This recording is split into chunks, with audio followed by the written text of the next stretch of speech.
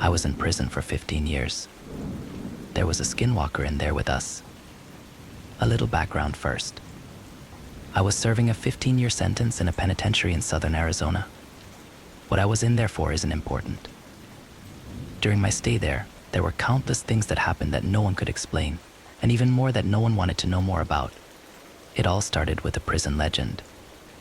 Supposedly years ago, something awful and unexplainable happened in the prison. Every morning we'd be woken up and expected to stand near the front of our cells while guards visually confirmed we were present and accounted for. Apparently, about a year before I got sent there, the most brutal and unexplainable thing happened during one of these routines. A man who had a cell to himself looked very off during this check. When a guard pulled over another guard to help him check it out, they found it wasn't actually the prisoner they were expecting at all. It was a totally different man. This man was wearing the skin of the other man over him, loosely fitting, draped over him. Apparently looked like a real monster. The scariest things was the guy wearing the skin was not an inmate. They had no idea how he even got into prison, let alone a cell. What's worse is that they couldn't even figure out who the hell he was. He wasn't documented anywhere. And what's worse than that, they never even found the body of the man of the skin he was wearing. Pretty grisly stuff, I know, and I realized that's not the go-to definition of a skinwalker, but that's what the prison called him. The skinwalker. Didn't help that the guy never talked, apparently. Anyway, that's what started the whole skinwalker superstition around the yard. Apparently, the guy got shipped to a different spot about a month after it happened, and just about everyone in Gen Pop felt all the better for it. I heard about the story on the second day of my stay. Hell of a story to hear to place in your home for the foreseeable future. Now on to the real shit though. Sure, that guy was the skinwalker, but all he did in the long run was get an old lifer Navajo inmate to tell everyone about actual skinwalkers. It seemed like a lot of the prison culture actually revolved around them. Now, apparently, skinwalkers are tricky to point out on the spot, but if you manage to survive around one for more than a minute or two, almost everyone can tell the mannerisms are all off. They can mimic human speech, but not replicate it. They twitch manically. They have an unnatural gait while walking. But apparently they got better with experience. The old Navajo guy, his name was Carl, said that he was sure there was an actual one among the prisoners, slowly picking us off over the years.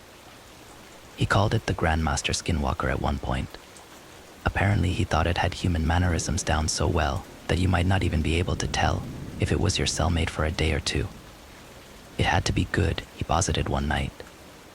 He would expect a skinwalker to jump at any opportunity for a kill, but this one realized it had a revolving door of people to kill coming to it and masterfully bided its time, as Carl thought, for years. A lot of guys found humor in it. A lot more were really on edge about it. Every once in a while in prison, people snap. Sometimes you'll find your cellmate swinging in front of your bunk, strung up around the neck by his pant leg. Sometimes you just can't take it anymore, but in our yard, people tended to snap in a very special way. It wouldn't be an outburst at dinner or a silent suicide in the night. Guys would just stop talking, hunch over and shuffle around. Any friendships they had would be mostly out the window. They would turn into a loner during rec time. They would let their hair hang in front of their face. No one liked to talk about it. Like if they did, it would happen to them next. I felt the same way. I didn't know if it was a skinwalker or just people going crazy. But I didn't want to find out.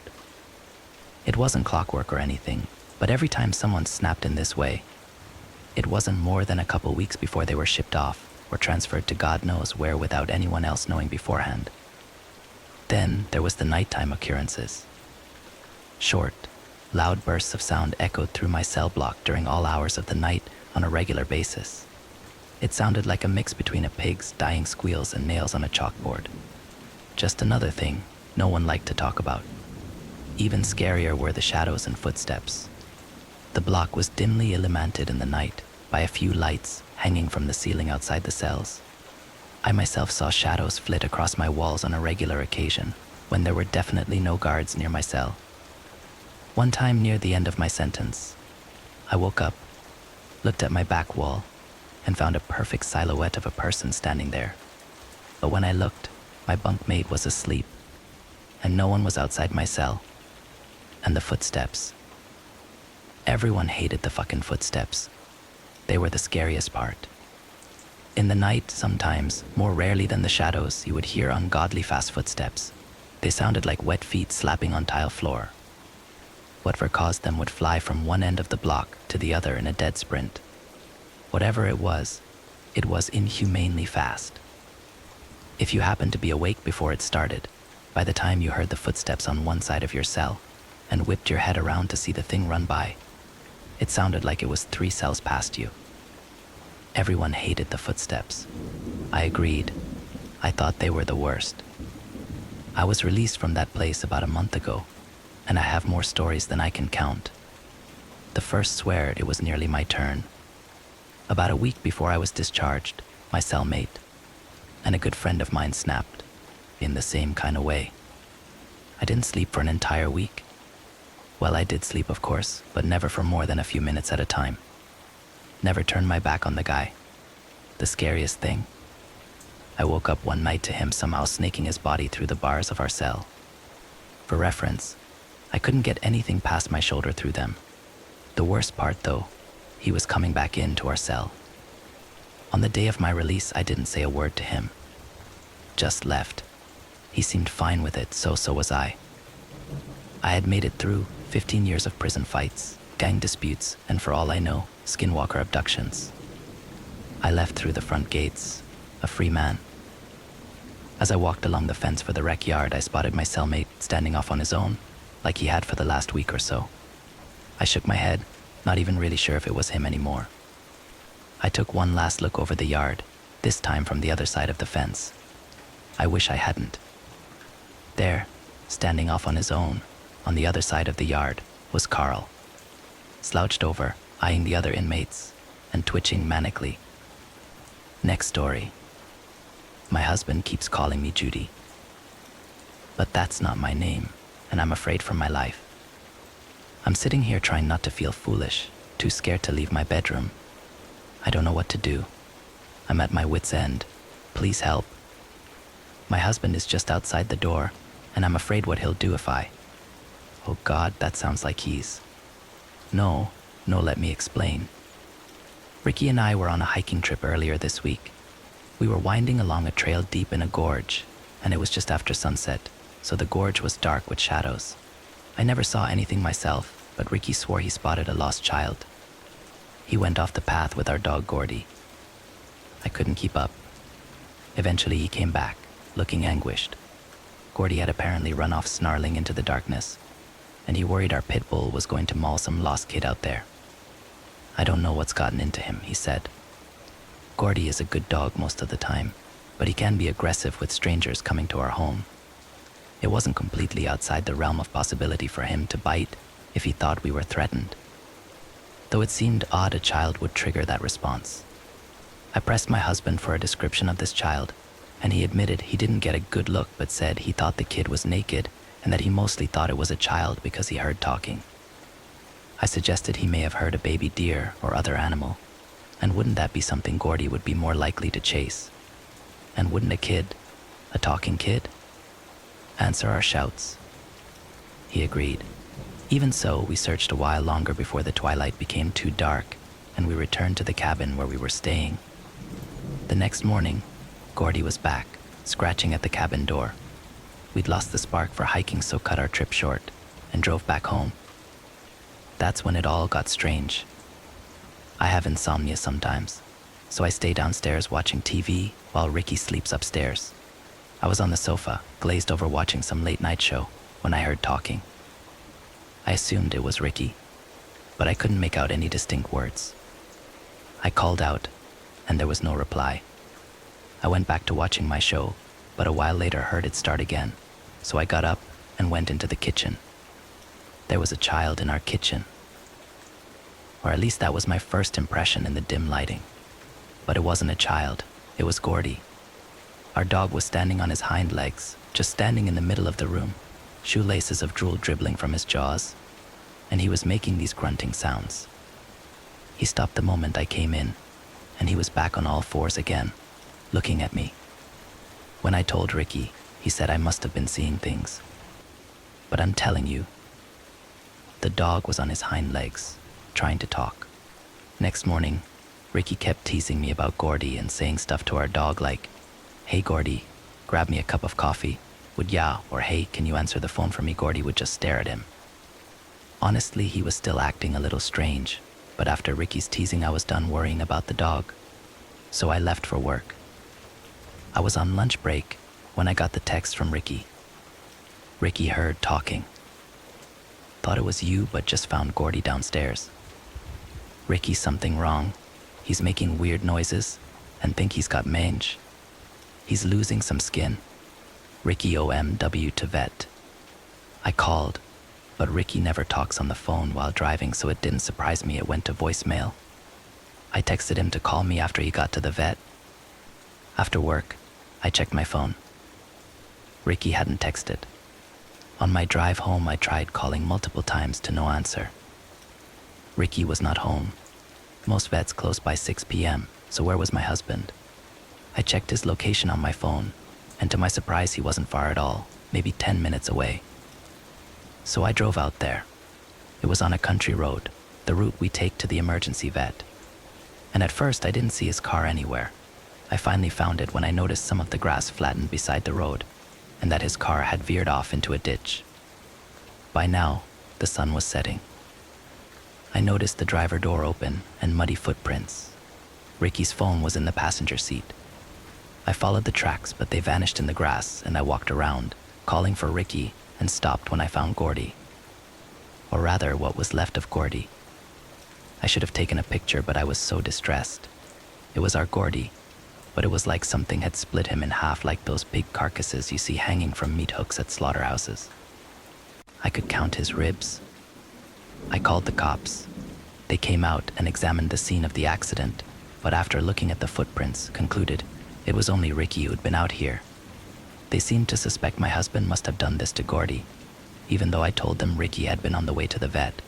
I started to tell them about Gordy's weird behavior the night before, but that really made them skeptical. I wanted them to go full crime scene and tape off the area and take photos, but apparently that kind of investigation is not done for dead dogs. When I came home, I was exhausted and upset. I saw lights on in the house. Relief washed over me because that meant Ricky was home. But when I opened the front door, the first thing I noticed was the dirt tracked inside. Ricky and I always remove our shoes when entering. Also, I could hear him talking, but it was just like Gordy the other night, talking but not talking. These odd syllables, like someone mimicking the act of talking. All of this chilled me to the bone as I crept around the corner so I could see him in the den, standing there, unnaturally stiff and straight, sort of swaying. I called, "Honey." His gibberish immediately ceased. His head turned, and I swear, it was like he reached up and folded his skin over his face. Like a sticker that has started to peel at the corner, and that he smoothed back into place. I heard him say, very clearly this time, "Honey." I ran upstairs to our bedroom and slammed the door and locked it. I could hear him roaming around outside. Occasionally he called for me, "Honey." I dropped my phone in the hallway. I was too scared to go and grab it. Instead, I stayed hidden up here, listening to the sound of the TV downstairs. At one point, the news anchor said, "Reports of sunny weather coming up." And I heard Ricky's voice, clear and distinct sunny weather coming up. Then he cleared his throat and called loudly, "Honey, reports of sunny weather coming up." Every so often he came up to try a new phrase on me. The last time he came upstairs, I was sobbing and yelled through the door, "What about Gordy? What the fuck happened to Gordy?" He laughed. A weird, high-pitched laugh that sounded just like a laugh from a woman on TV, not at all like his normal laugh. And he said, "Gordy's fine, honey. Gordy's fine." "My name's not Honey," I shouted back. "Call me by name. You know my name. It's Judy." "Open the door, Judy, honey," he said. "Judy. Open the door." But my name's not Judy either. It's Claire. Judy is his mother's name. Whatever is down there wearing my husband's face, it's far, far too clever. the way it tried to quickly reassure me. And I know I have to call the police and tell them something's wrong, and that if they interview him, they'll see he won't be able to answer correctly. They'll realize something's not right. I finally managed to creep out and grab my phone and sneak back in while he was still watching television. But now I'm terrified, because right after I scurried back in and locked the door, he came up. He must have heard me and he knocked. And I am so chilled. I'm not sure if I can convince police of the danger now, because this last time, after he so very politely knocked, he said, "Honey." He said it smugly, confidently. "Honey, open up. Everything's fine. Claire, honey, open the door, Claire." Next story. Don't let the man in the raccoon suit inside. "Thanks for letting me stay here," I said as I walked through the door. I needed a break from my roommate. He and his girlfriend of the last 6 weeks had gotten into yet another argument, and there were only 2 possible outcomes: something would be thrown across the room, or hours of fucking, neither which I wanted to deal with. "You practically begged me," TJ replied, a sandy-haired man with green eyes about my age and height. He closed the door and led me into the living room. I don't usually have people over. "Well, if I knew you lived like this, I would have asked sooner," I replied, comparing my tiny apartment in a college town to TJ's comfortable home. Judging by the clean brick exterior, spacious front yard, and hardwood floors, he must have lived quite comfortably, considering we had the same job. It's all right. "I've lived here since I was a kid," TJ said. "I'm going out on a date tonight, but help yourself to anything in the fridge. I have just about every streaming service, so watch whatever." "Awesome." I seriously appreciate it, dude. "Yeah, I only have one rule," TJ instructed. "If you see someone in a raccoon suit outside, don't let him in." What I chuckled, thinking he was joking. But his serious expression puzzled me. "You're messing with me, right?" "No, not at all." "If you see someone in a raccoon suit, don't let him in the house," he replied sternly, grabbing his keys from the coffee table. "It hasn't happened in a while, but occasionally he comes around and be a pain." "Okay, that's kind of weird." "I know, but if you see a guy dressed in a raccoon suit, do not let him in," TJ reiterated as he headed to the front door. "I'll be gone for a few hours, and he's been coming around less and less, so you'll be fine. If I do see him, should I call the cops?" "No, it's not that serious.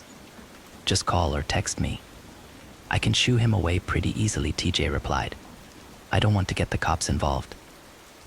"Okay," I said, still feeling confused. He had to be joking with me, as he gave me a gentle wave and walked out the door, locking it behind him. I looked out the window to see him pull away.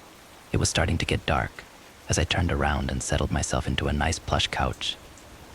It was nearly 2 hours since TJ had left. I was comfortably settled, watching an HBO documentary about the crazy chimp lady. It was hard to believe someone could be so unhinged.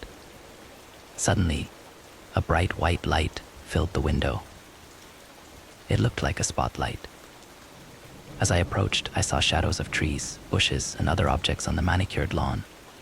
The light itself felt like one of those used on escaped prisoners in the movies. It was a bit overkill, but something else was out there, and I couldn't believe it. A man dressed in a raccoon suit.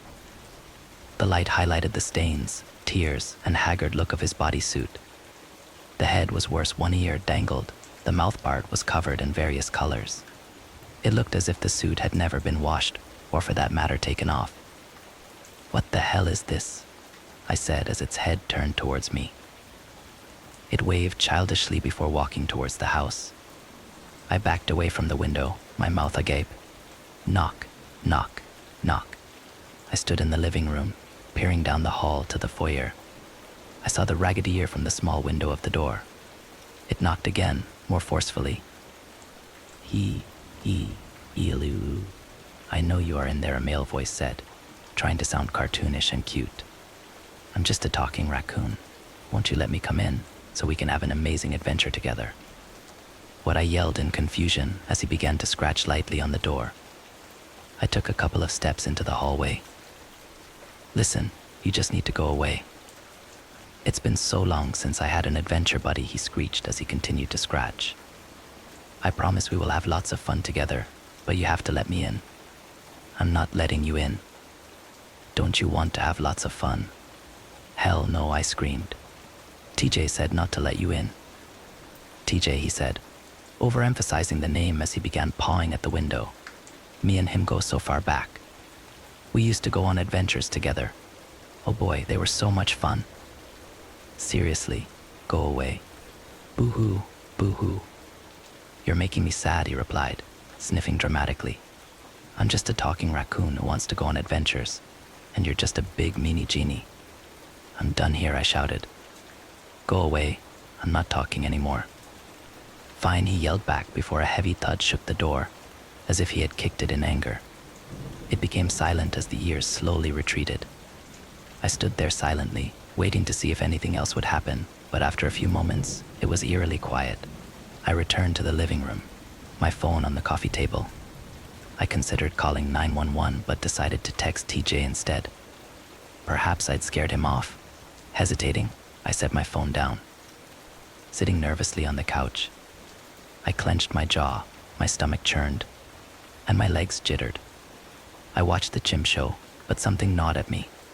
I kept glancing at my phone, torn about calling TJ. Then I heard it scratching. I grabbed my phone and looked toward the foyer. The sound wasn't from there. It was coming from elsewhere in the house. My mind raced as I followed the sound down a hallway with 3 doors. The scratching grew more frantic. I passed the first door on the right, gently opening it to reveal a spotless bathroom. The sound didn't originate there. I turned to the left, opening the door slowly as the scratching intensified. The room was dark. I fumbled for the light switch, finding it eventually. The bedroom was immaculate. Stepping back out, I heard a voice. Hello. New friend, I walked over to the door, pushing it open to reveal a dark room with a silhouette in the window. I found the light switch and turned it on. He stood outside, looking at me, but that wasn't what shocked me. Inside the room, crude drawings littered the walls. Finger paints and crayon scribbles showing 2 figures, one with yellow hair and the other a raccoon standing on 2 legs. Some showed them holding hands, smiling, or playing childish games. Others, more disturbing, showed the boy frowning and the raccoon crying. See, me and TJ, the 2 of us go way back, he chatted. We were the best of best friends. Okay, now me and you can be best friends, he added, tapping gently on the window. Now can I please come in? Oh, pretty please. No, TJ said, do not let you in. You don't know TJ like I do, he prodded. He used to be such a fun boy, but then he changed. Something happened to him. You're not coming into the house. Now go away. He became a cruel boy. And my adventure buddy became so dark, he continued, while waving his hand around the window. You see it here in this room, don't you? I don't care, I insisted as he put down his hand, suddenly becoming silent for a moment. Even with the raccoon head, I could feel his stare boring right through me, leaving my stomach in knots. He will hurt you like he hurt me, he replied, his voice with a light tremble. But if you let me in, I won't let anyone, especially TJ, hurt my new best friend. My mind raced, the absurdity of it all impossible. This had to be some sick joke, and there was only one person who would do something like this. All right, cut the crap, I smirked. I'll give it to you. This is probably a funny prank, TJ. I'm not TJ. I am a talking raccoon. Talking raccoons don't exist. You're just a weird prankster in a costume. He stood there, outside in the wind. For a moment, he lifted his fake paw and began rubbing his chin. I could hear him sigh as he conceded, still in his cartoonish voice. All right, you caught me, good job. You passed the friendship test. I let out a sigh of relief. All right, I'm glad we can end this game. Honestly, it was starting to freak me out. Yeah, sorry, sometimes I get a little carried away, he chuckled, turning his head toward the front door. I'll see you inside, I guess. Can you take off the suit? I mean, it actually does sort of give me the creeps. What, he replied, turning his head back to me. Take off the head part. At least I said as I stepped a little closer to the window. He started to breathe heavily, but stood there without saying a word. I began to feel a little uneasy again, starting to doubt myself. Come on, take it off, and you can come inside. But I can't do that. All right, there's one way to settle this, then I said, thinking of a solution to rest any doubt. I pulled up my phone and called TJ's number. The phone began to ring as we stood in a staring contest. What are you doing? I'm calling you, TJ. No, don't do that. My phone is in the treehouse. What? Hello, I heard TJ's voice over the phone. My eyes widened, and I began to panic. Suddenly, the man in the raccoon suit started to scratch at the window menacingly, tearing the screen. You're not the fucking raccoon, I shouted loudly over the phone. What? Of course I'm not. Is he there? Seriously, TJ answered. Yes, he told me he was you. Just stay inside the house. I'm on my way back, TJ replied before hanging up. He noticed that I was no longer on the phone and bolted away from the window as I ran out of the room. I could hear a doorknob rattling from somewhere as I ran back to the foyer area to see him trying to open it. TJ's on his way. "Noo," he cried, pounding on the door. I feared he might break in and didn't know what he was capable of. Let me in. He'll be home soon. The begging and banging stopped, but the silence was brief. I heard a crash and ran through the house, searching for him. The sounds grew more violent, and I thought he was trying to break in, but I found no sign of him inside the house. Then I heard glass shattering. The raccoon man had a rock and was smashing my car windows. Glass flew everywhere as he swung his furry arm. He stopped, and I felt relieved until I saw something worse. A small red gas can, labeled with the word lawnmower. He was pouring gasoline inside. No, I shouted as he lit a grill lighter. I darted to the front door, unlocked it, and ran outside. Flames erupted from my car's shattered windows. I stopped as the fire grew, engulfing the interior. Then I heard a door slam. He was inside. Oh crap, I muttered. I heard tires squealing and saw headlights approaching. I quickly ran out of the way as TJ burst out. Where is he? I think he went inside. TJ stormed towards his house, and I followed meekly. He pushed the door open aggressively. Don't make me do it, he shouted.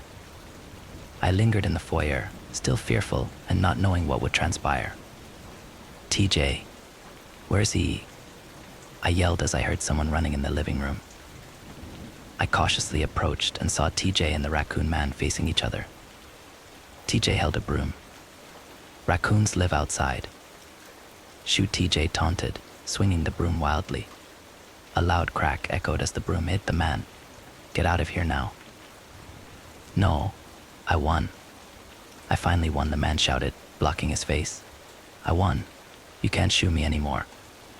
I told you raccoons live outside, TJ insisted, hitting him again. TJ, I'm calling the cops, I barked, pulling out my phone. But then I saw him dive at TJ, tackling him to the ground. They rolled around, knocking over the coffee table. The raccoon costume's head came off.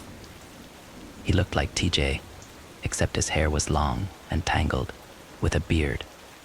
His skin covered in dried mud, and God knows what else, and his eyes wide with frenzy. I won. It's been 5 years, he snarled. He stood up, holding the broken broom handle. Now it's your turn to be the raccoon and live outside. I watched as he shoved the raccoon head onto TJ. I wasn't sure if I should call the cops. I walked outside and looked at my burning car, wondering how I was going to get home. Next story. My grandfather saw a skinwalker. My grandfather told me a story once, as we sat around a campfire in his backyard, in the cool night of the Arizona desert. The horizon was clear, and each star twinkled in a purple sky, with a full fat moon hanging low over the mountains. His voice was raspy and gravelly, the result of a lifetime of smoking cigars and drinking whiskey. The fire danced and shined across his wide dark eyes as he settled into his seat, ready to tell his story. Way back when I was a boy, about your age, he began. I lived outside an Apache reservation with your great-grandfather. He had returned from the war and set about raising horses and cattle on 100-acre ranch settled between a brambly mountainside with dirt good for growing thorn brush and not much else.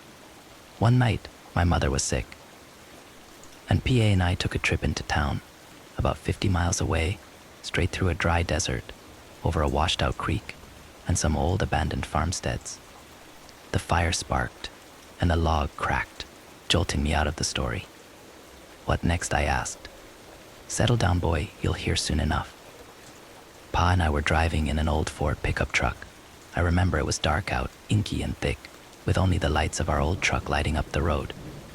I remember, too, when the engine began to sputter, and the truck slowed to a jerky stop.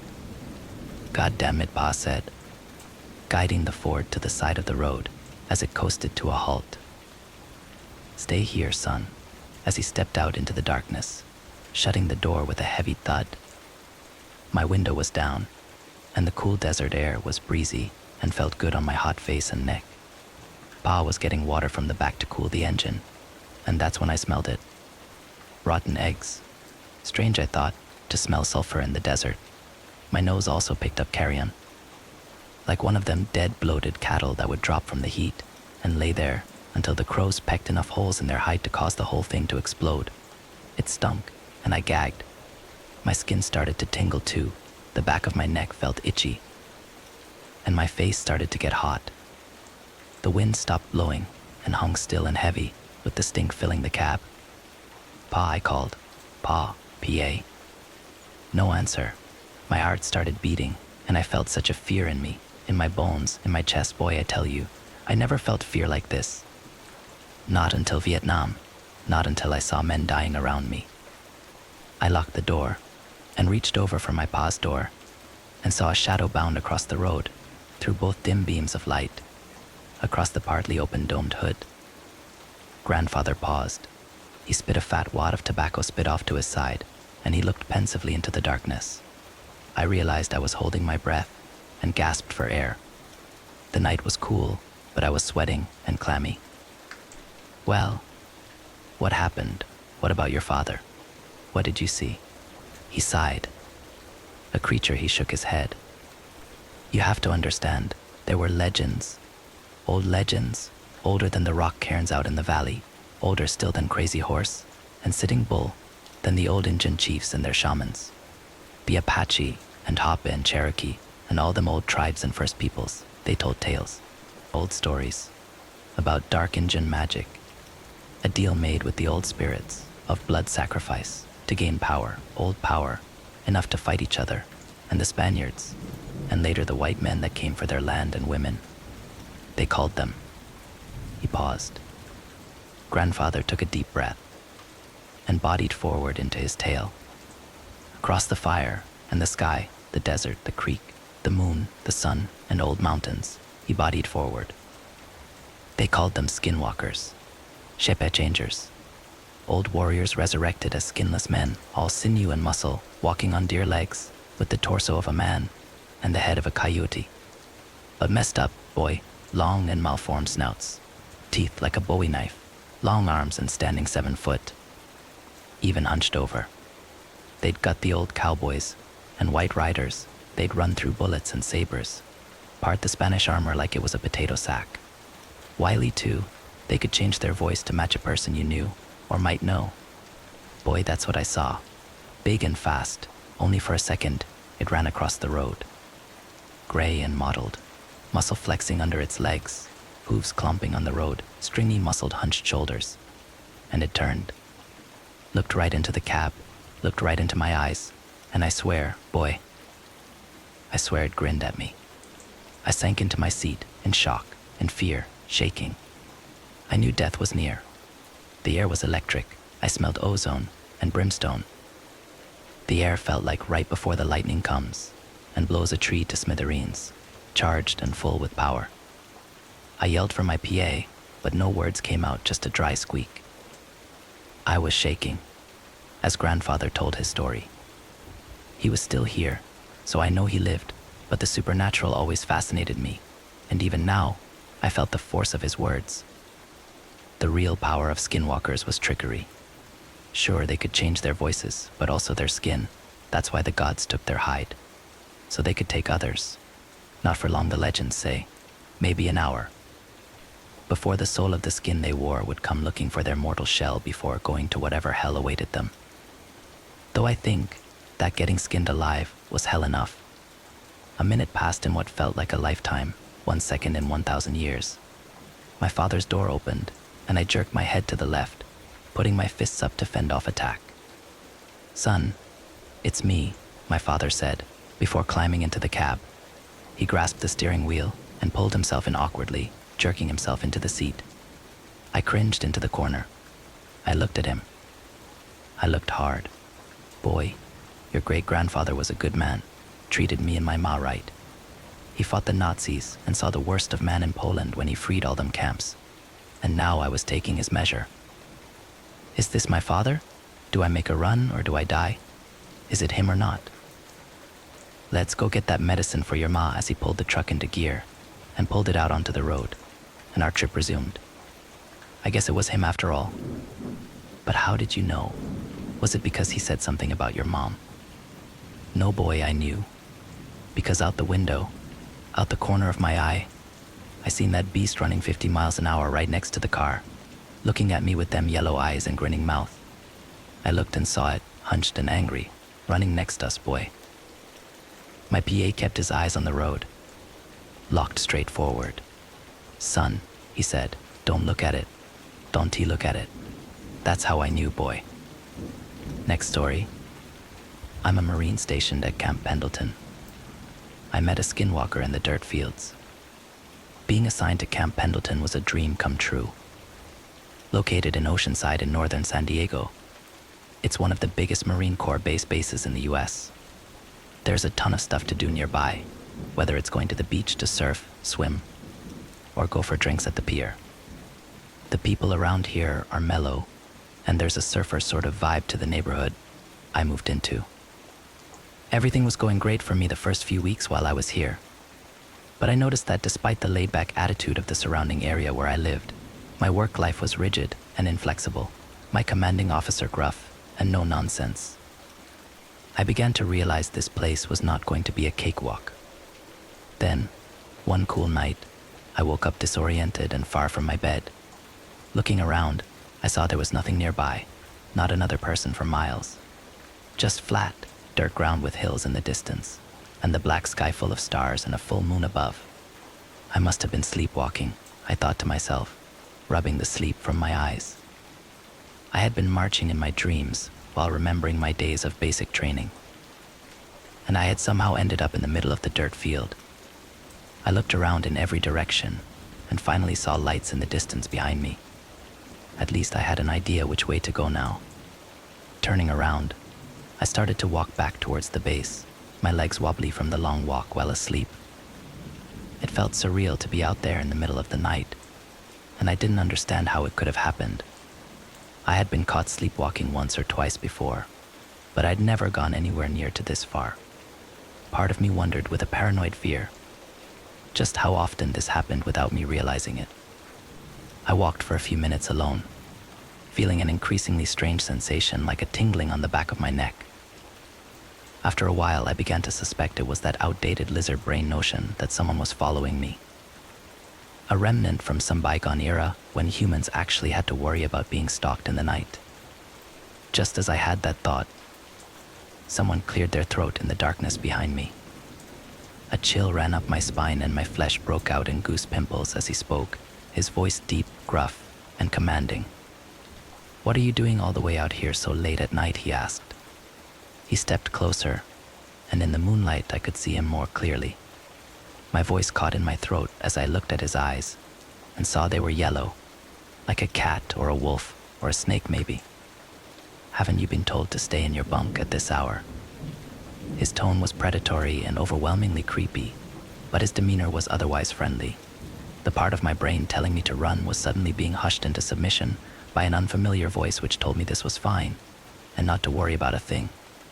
"Look at his uniform," the voice said, and sure enough I looked down to see he was wearing a Marine Corps uniform, with the insignia indicating he was an officer. You wouldn't want to disrespect a superior officer, would you? The voice asked. Sorry, sir.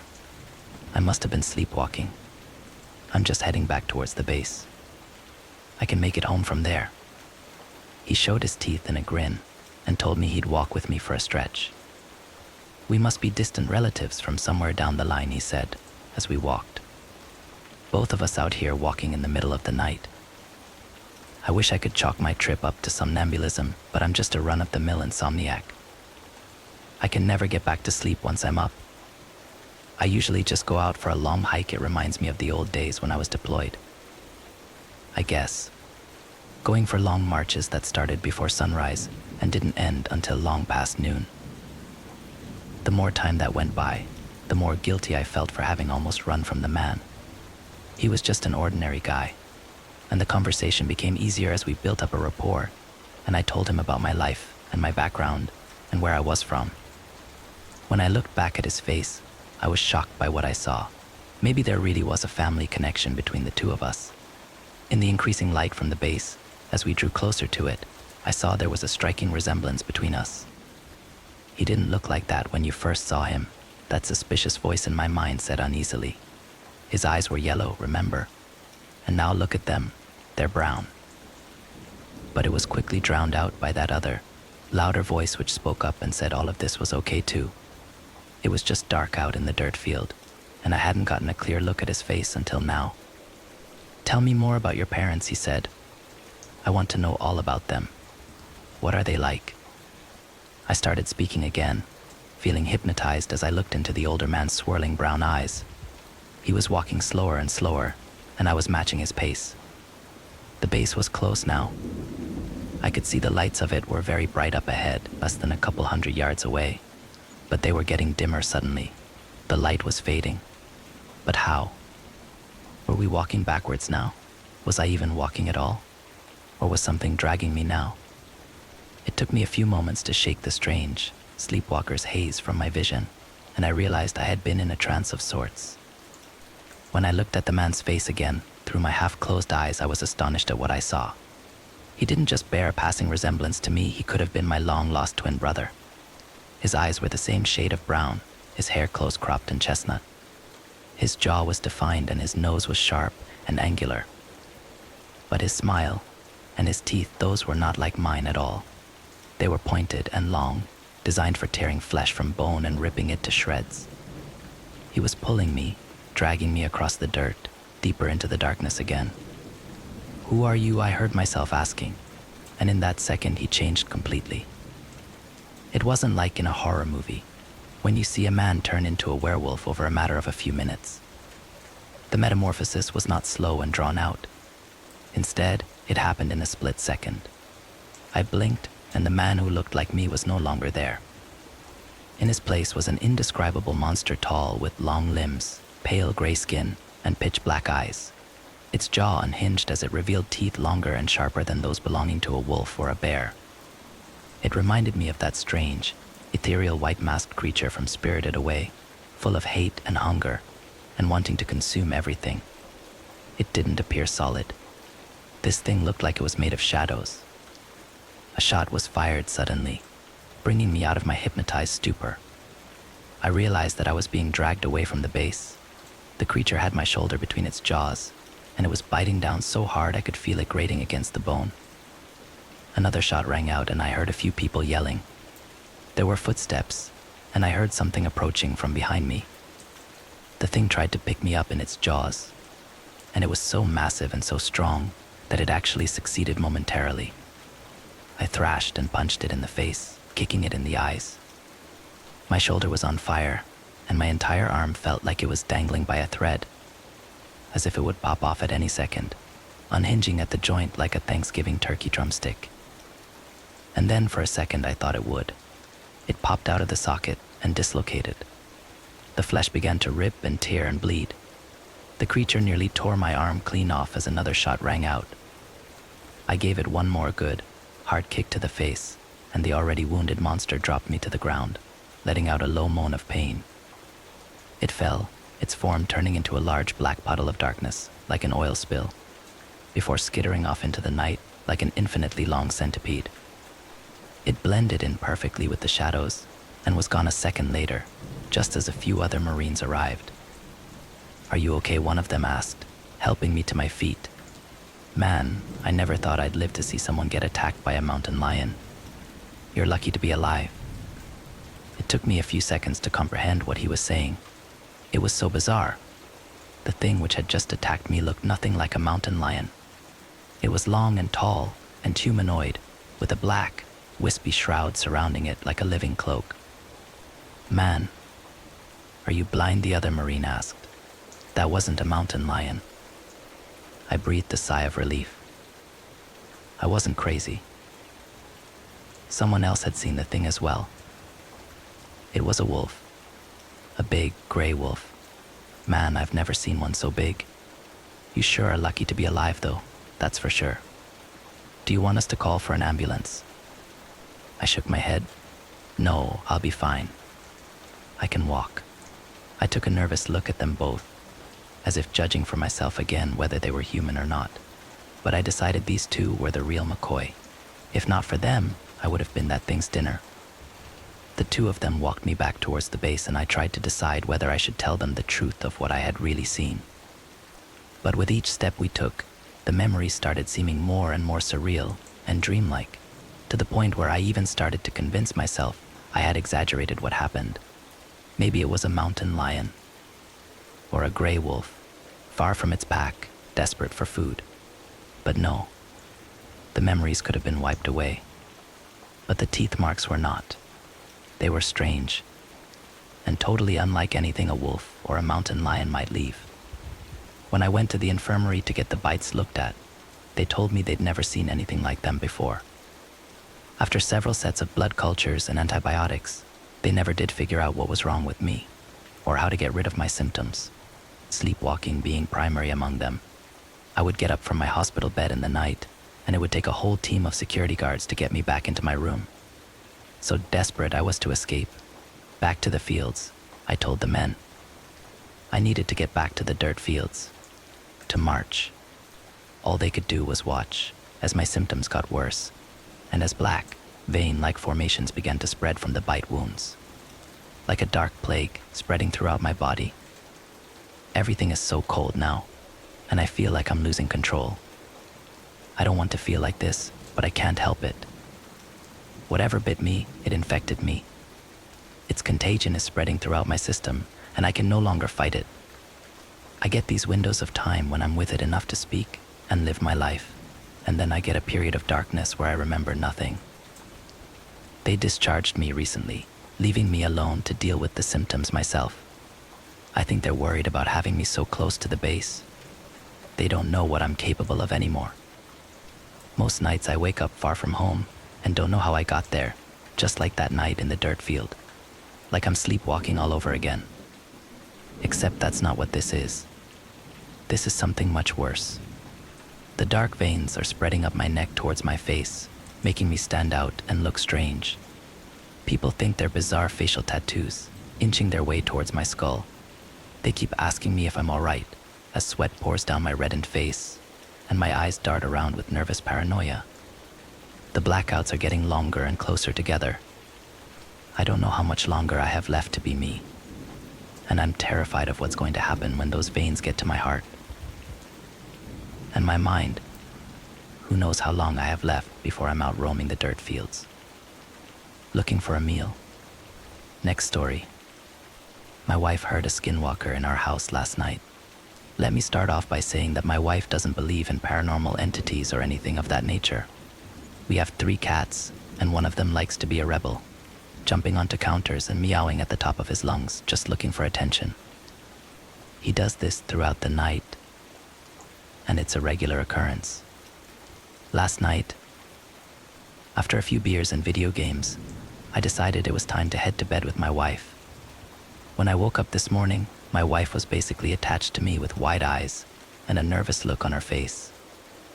I asked her what was wrong, and she proceeded to tell me what happened last night. She said that around 2:50 in the morning, she was woken up to a noise that sounded like one of our cats downstairs meowing unusually loud. After giving herself a few seconds to perk up and fully pay attention, she said that the meows sounded more like a person trying to mimic a cat, and it kept saying hello. After meowing for 2 to 3 minutes, a loud bang came at our door, and then a notification went off for a motion sensor at our front door. When she told me this, I checked my phone, and sure enough, there was a notification for motion detected at 2:52 a.m. I asked her why she didn't wake me up so I could grab my gun. She said she was frozen with fear and didn't want it to hear her make a noise. We're out running errands while I'm typing this, but something made me uncomfortable about her story. Last night I set the home security alarm around 9 p.m., and we didn't turn it off till we walked the dog this morning. To make things worse, we had slept with all of the animals in the room, and the door was closed. So whatever was in our house or outside the front door was not one of our animals. Obviously, the first thing that came to my mind was a skinwalker, but maybe I'm just being paranoid. I checked all the rooms in the house after I got up. I'm not sure what I could have done anyways. It's very odd that my wife was scared so badly by something she doesn't necessarily believe in. We bought this house brand new, so no one has lived here before. When I'm home alone, I do feel like I'm being watched, or someone's always walking directly behind me. My wife also said that the house has given her chills since we moved in. Something is just off about it. We just got home, and I went to hang up one of my shirts in the master bedroom closet when I noticed that the board that covers the attic access has been shifted a little. When I asked my wife about it, she said she's never been up there and the builders would have placed it back in its original place before we made the purchase. I'm genuinely getting anxious just thinking about what could be going on. Has anyone had an experience like this? Or similar at least? We're going to my mother-in-law's to get some sage. My wife said burning it should keep whatever's around our house away. Next story. My roommate has been in the shower for more than 4 hours. So I got home at around 11 p.m. Late night at the office turned into an even later night at the bar. About 4 drinks deep at this point, and I'm tired, just about ready to fall asleep as I stumble through the doorway. I lay down on the couch and reach for my bag of joints and spark one up as I pull YouTube on my laptop. I'm in the middle of watching some luxury cruise tour, close passing out when I hear the front door open. I sit up and turn my head slightly, just enough to see my roommate coming in. He hangs his jacket in the closet and doesn't say anything and walks slowly to his room, which is normal enough. I'd been living with him for about 3 months, long enough for me to pick up on most of his tendencies. The guy really doesn't talk unless spoken to, which was far from a problem for me. He also generally kept things clean on his end, never causing much in the way of problems. I really couldn't complain. So I go back to watching YouTube, and about 5 minutes later I hear the shower in his room turning on. Once again, nothing strange. At this point, I'm watching bare-knuckle boxing highlights with my eyes half open, maybe 1 or 2 minutes away from passing out. I remembering waking up in darkness, my head hurting, my throat dry as hell. I sat up slowly, waiting for the grogginess to settle into something manageable. Once it did, I grabbed my phone, checked the time. Around 3:30 a.m. from what I remember. I was starving, and so I got up, began walking towards the fridge. And then I noticed it, a soft but ever-present noise in the background. It took me a few seconds to really recognize what it was. The shower. Suddenly the events of last night began replaying in my head. Drinking at the bar, Ubering home, laptop, couch. My roommate coming home, the shower turning on. I stood there for a while, trying to make sense of it. Maybe he went to bed and forgot to turn it off. I shook my head. There's no way that happened, I thought. Maybe he slipped and fell? Realizing the implications of this, I rushed towards his room but found his bathroom door locked. I began pounding on it. "Hey man, you all right?" No response. I considered kicking the door down but decided to call 911 before I did that. I took my phone out, preparing to dial when I noticed that I had an unread text. One from my roommate. "Hey man, I couldn't sleep so I went over to my girlfriend's place. Not sure when I'll be back." Sent 2 hours ago. I look at the bathroom door, then back down at my phone. Everything about this was wrong. First of all, My roommate barely texts me, and certainly never to tell me that he's going out. Second of all, I know for a fact that he's single and has been for a while. And third of all, who the fuck was in the shower then? I tried calling him. No answer. Sent him some texts, but no response. I walked over to his desk and saw that his keys and wallet were still beside his laptop. My head's starting to spin at this point, and I get out of there. Go back into the living room and turn on the lights. I'm pacing around in a circle, trying to follow the plot, while also trying to ignore the shower, a noise that I never could have imagined being so dreadful in any context. Sometime later, I hear something vibrating on the kitchen counter. I move towards it and see that it's a phone, my roommate's phone. The panic begins setting in, and immediately I grab my keys and run out of the apartment. I make my way down the hall and take the stairs down to the lobby, but even that doesn't seem far enough away, and so I make my way over to the McDonald's across the street. I sit there for a while, considering calling the cops, but for some reason feeling too nervous to do so. But even though there's hardly anybody in there, the place begins to feel suffocating, and I decide to leave, walking back out onto the empty streets. Almost immediately I get this feeling that I'm being watched, and I feel my gaze drifting up and towards the apartment. Soon I'm looking at my balcony and I see somebody standing there. A dark figure stood completely straight, stiff to the point where it nearly resembles a mannequin. But it isn't one. If I look closely, I can see it just slightly swaying. I froze in place, my mind hardly able to understand or accept what it was seeing. It's not my roommate. It's too tall. In fact, it's too tall to be anybody I know, its head nearly scraping the bottom of the balcony above. No matter how hard I tried, I couldn't make out any of its details. The darkness and distance may have been enough to explain that away. But there was something about it that drove me towards a different conclusion, that this thing simply possessed no details that could have been observed, that the only element of its composition was that of unadulterated darkness. Of course, my gut instinct was to get the hell away from it. But the voice in my head was telling me that if I were to try and run, this thing would end up following me. I went back into the McDonald's instead, locking myself in the bathroom as I finally dialed 911. I told the operator that somebody had broken into my place, but that I had gotten out of there without them noticing, but that they were still in there.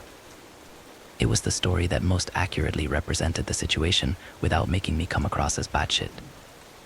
The operator told me that they'd be sending somebody over, for me to hang tight. I left the bathroom, waiting at the table closest to the exit until I could see the red and blue lights cutting through the darkness.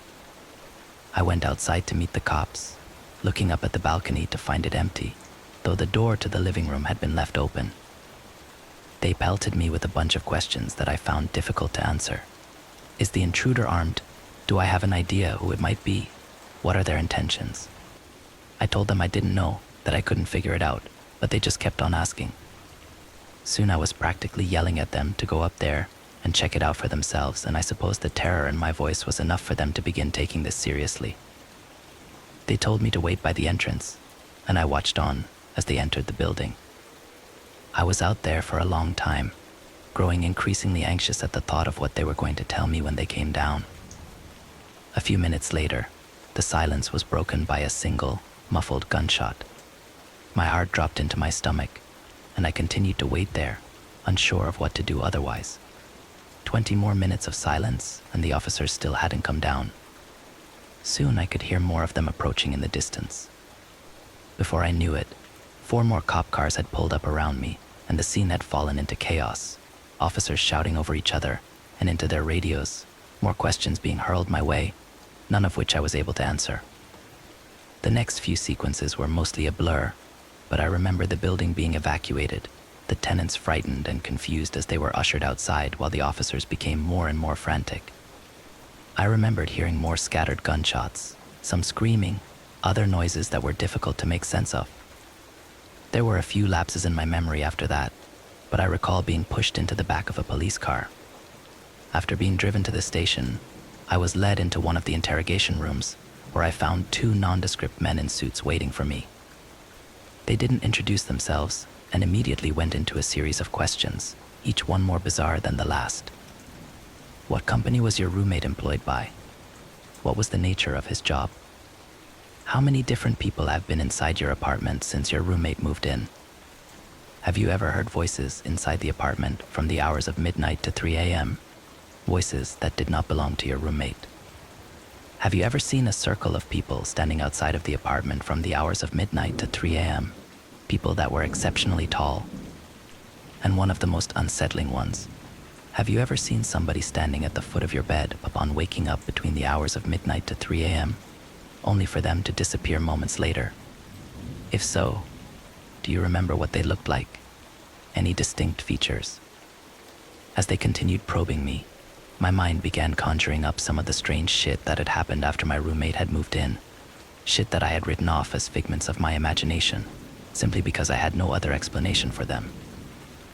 I did hear the voices, always coming from the room next to mine where my roommate slept. I was always so tired when I heard them, but I do remember it either sounding like a young woman or a man with an extremely deep voice. I could never make out any words. It always sounded like gibberish. And then there was that one time where I went to the bathroom in the middle of the night. Still half asleep, I didn't bother turning the lights on as I entered. But as my eyes began adjusting to the dark, I could have sworn that somebody was already sitting on the toilet. Somebody extremely tall. Of course, when I turned on the lights, nothing was there. It was easy to chalk it up as a product of late-night drowsiness at the time, and I had never really thought about it since. After doing my best to give them useful information, the suits spent a good few minutes taking notes on their phones. Once they were done, they sat up quickly, told me that they'd be in touch before leaving the room. A cop came in a few minutes later and told me that since I couldn't return to the apartment, they would set me up in a nearby hotel until they were able to get the situation under control, and that I should stay put until they gave me a call. What happened? I asked him. What did you guys find up there? He stared at me for a long time, not as if he were deep in thought, but as if he held deep aversion for what he was considering telling me. Eventually, he just shook his head. I don't know, he said. I really don't know. I nodded, tried to smile, though I'm sure it didn't come across very well. It's the next day now, and I'm in the hotel. Of course I couldn't sleep. Couldn't really eat. The officer hasn't called me yet. When I try searching up information about the evacuation on the internet, all I can find are articles claiming that it was due to a fire. A fucking fire. Update. Des. I fell asleep, and I just woke up. It's 1 a.m. now, and I can hear the shower. Next story. I think my wife is a skinwalker. My wife and I just recently welcomed my sweet daughter into this world, but I've got a bad feeling she may not be as sweet as she seems to be to me. But to understand why I'd say that about my own daughter, I need to give a little backstory to the situation. We haven't been married very long, as it's not really frowned upon to marry soon in my family. But when we were first dating and staying with my parents, we slept in their living room, and when we woke up one morning, I noticed the door was still unlocked, but I was always sure to keep it locked. I never really noticed anything else, though. I never saw any handprints on the door or windows. I never saw anything out of the ordinary at all that would be a telltale sign of an intruder. I brought it up to my dad, so he took me to his office to check the CCTV monitor. No one had approached the house all night. In fact, everything was eerily still, except for a very large cat that would always hang out in their yard. That cat had been around for a long time, though. We always thought maybe it was a neighbor's cat, because we lived out in the backcountry of Texas, and there were other people out in the woods. But growing up there, I did actually notice a lot of things that scared the shit out of me. I once saw my cat, Salem, shape-shifting right in front of my eyes when my little cousin and I were playing soldiers near the woods. One of the old men down the road would tell us stories of a panther that would kill people's horses, but I wondered if it was really my shape-shifting cat or something. My dad also told me a story of a man that lived on our land before we did that killed his daughter's bus driver for what she said he did to her one day when she came home crying. And he would see the ghost of that dad standing over him when he slept with a blood-stained shirt and evil radiating from his eyes. And of course, countless other stories of all sorts of things that go bump in the night. None of that really seemed related to that night I noticed the door was unlocked. However, Since then, I've noticed a lot of things are different about her than she used to be. But nothing too extreme, just minor things. Things that only people really close to her would know. Like she started wearing makeup when she never really liked it before. And what she liked to eat changed. But I didn't really know how to explain it. I had only known her a few months and only had to ask what she liked to eat so few times for dates and family gatherings. Every time I tried to talk to her about it or ask her if something was wrong, she shot it down. So I just had to deal with the fact that maybe I was just discovering her for who she really is. I got used to it. It wasn't a big deal after all. Like I said, it wasn't anything major, and she still seemed like the girl I loved.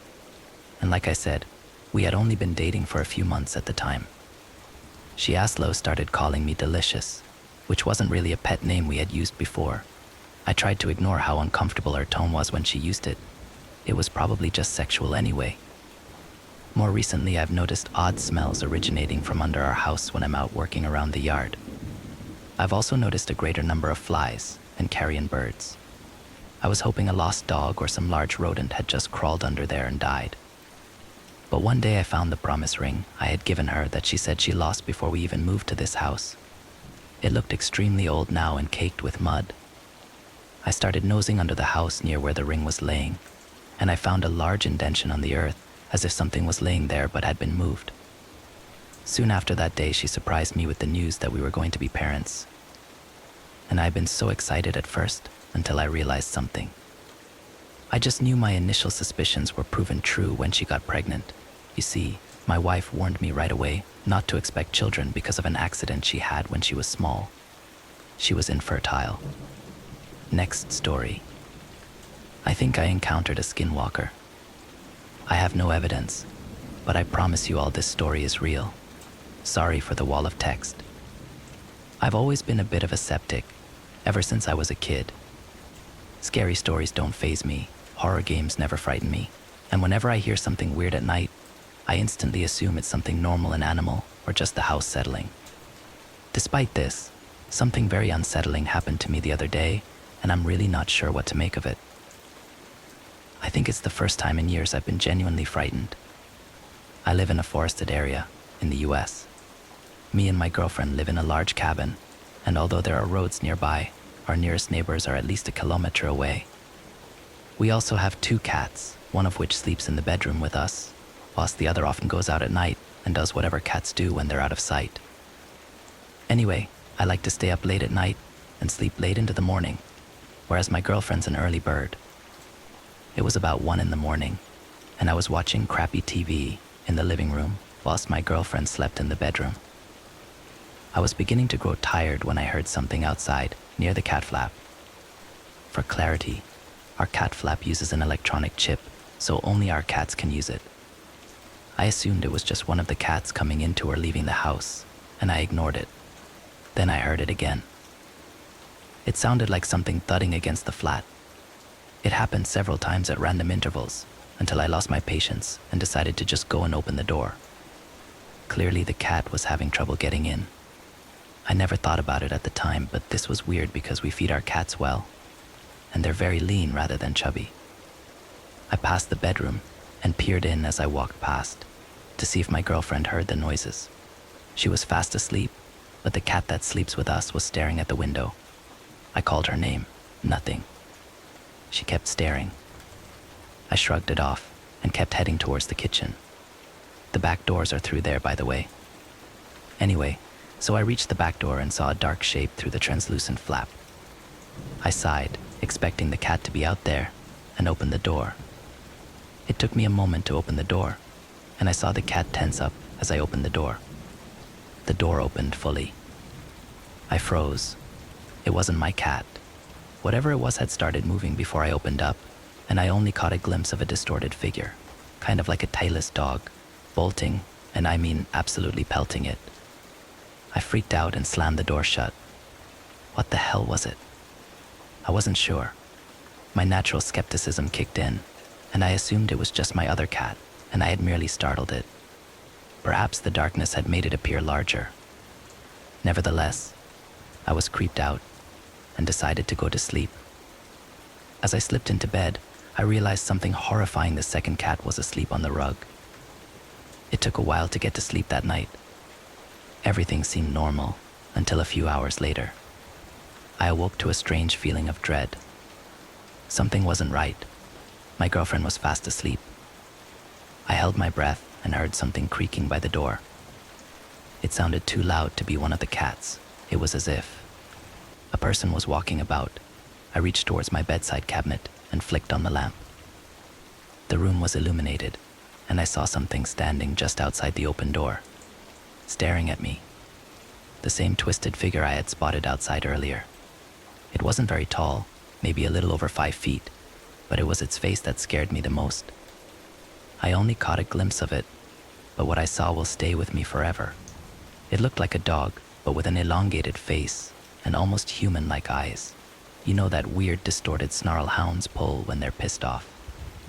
It had that expression. I instantly started yelling profanities as I scrabbled backwards, trying to straighten up. The creature turned and sprinted down the hall. I heard it dash outside and go past the window behind us, just above the headboard. I managed to look out as my girlfriend started to panic as she woke up fully. We both caught a glimpse of whatever the hell this thing was, as it dashed off into the woods near our home. Grabbing my trusty shotgun from beneath the bed, as well as a couple rounds from the ammunition box that sits next to it, I ran out of the room in my underwear and rounded into the kitchen. The door was open. I'd forgotten to lock it when I saw the thing originally.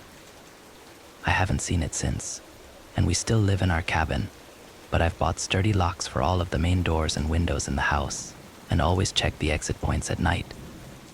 I also go to bed a bit earlier than I used to, so I'm asleep when the freaks of the night start to wake up. I've read a bunch of forums, and the only thing I can compare it to, based on what I saw, is a skinwalker. If you know anything about these things, please let me know. I wrote daughter by mistake. Sorry about that. I don't actually have a daughter. Also, for those who are asking, I'm originally from England, then moved overseas later on in life.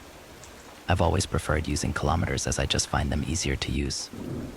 And any spelling mistakes are just me being an idiot who can't spell. Next story. I just took a DNA test. Turns out I'm 100% in over my head. I did one of those at-home DNA testing kits. You know the ones, they can supposedly tell you your ancestral makeup, help you connect with long-lost relatives, that sort of thing. The specific test I used had this option to make your DNA available to law enforcement. That way, if there was a partial DNA match to a crime scene or victim, my DNA may help law enforcement identify the perpetrator. Maybe I shouldn't have opted in. The thing is, I've read about these a lot in the news. If you're a true crime fan, you know that these kits can sometimes lead police to catch decades-old serial killers and rapists that have long eluded capture.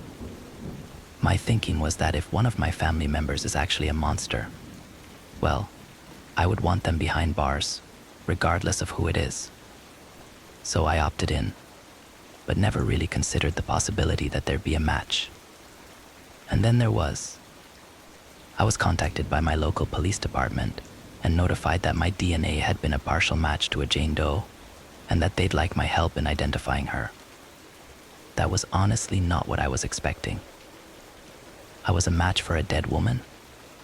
The police explained to me that our DNA profiles indicated we may have been related and that they wanted to know if I knew of any relatives who had gone missing or hadn't been heard from in the past 5 years. 5 years? Yes, because they've determined her time of death was about 5 years ago, based on the state of her body when it was found. They've reason to believe it's a homicide, although they weren't able to tell me the cause of death. Apparently, due to the state of her remains, it was impossible to tell. Well, I didn't know of any family members who've gone missing, but I don't know my extended family all that well. I decided to get my mother involved, who does genealogy. She worked with the police, going through our family tree, but ultimately we couldn't find anyone. So, someone we didn't know we were related to, possibly. At this point, we decided to talk to the rest of my family, immediate and extended, to see if anyone else knew anything. Most of our family members thought it was pretty cool and wanted to see the mystery solved, though a few were angry at me for giving my DNA to law enforcement in the first place. The police showed us a sketch of what they think the woman would have looked like, and my mother and I agreed she had some resemblance to my Aunt Linda, particularly in the strong brow and high cheekbones. The police decided to ask Aunt Linda and her 2 children, Ethan and Bex, to submit DNA samples. They agreed. It took about 2 weeks to hear back from the police. After their samples had been submitted, they probably weren't at the top of the priority list for the crime lab. But when they did get the results back, they asked Bex and Aunt Linda specifically to come down to the station. Bex actually asked me to come with her. She and I were really close growing up, basically best friends. We've lost touch over the years, but I still consider her a close friend. I agreed to go in with her, even though I wasn't sure why she wanted me there. When the police told us what they found, to say I was shocked is an understatement. The DNA from Jane Doe was an exact match to Bex. Of course, my initial thought was that there had to have been some mistake. I asked what the likelihood is that the DNA matched Bex without actually coming from her. 1 in 5.4 billion, they said. They told us that this was extremely perplexing and that they had no explanation for the match. I asked Aunt Linda if Bex had an identical twin that nobody knew about, maybe, but she shook her head. The police told us that identical twins don't actually have perfectly identical DNA anyway, so that couldn't explain the match. I was perturbed. I'm sure you can imagine why. Bex and Aunt Linda, though, were not. They actually laughed when the police presented them with their evidence and shrugged it off. "Isn't that just the weirdest thing?" said Aunt Linda. They were both smiling and giggling the rest of the time, which clearly made the police uncomfortable. They told the police that they hoped Jane Doe could be identified one day, but that they were pretty sure they couldn't help any further, and then left the police station. I followed after them in a daze, confused both by what the police had told us and by Bex and Aunt Linda's behavior. On the way home, I asked Bex if it truly didn't bother her. She said, "Come on, Veronica, there's obviously been some mistake. It's just not possible for my DNA to match exactly with a dead woman's.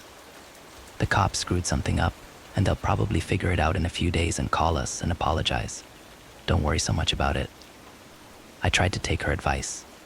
My mom even agreed with her, saying it had to be some sort of error and that it would get cleared up sooner or later. 3 days after we spoke to police, Bex, Ethan, and Aunt Linda vanished. My mom had gone over to their place to borrow some family photo albums from Aunt Linda to discover that the front door was unlocked and open. Nobody was inside.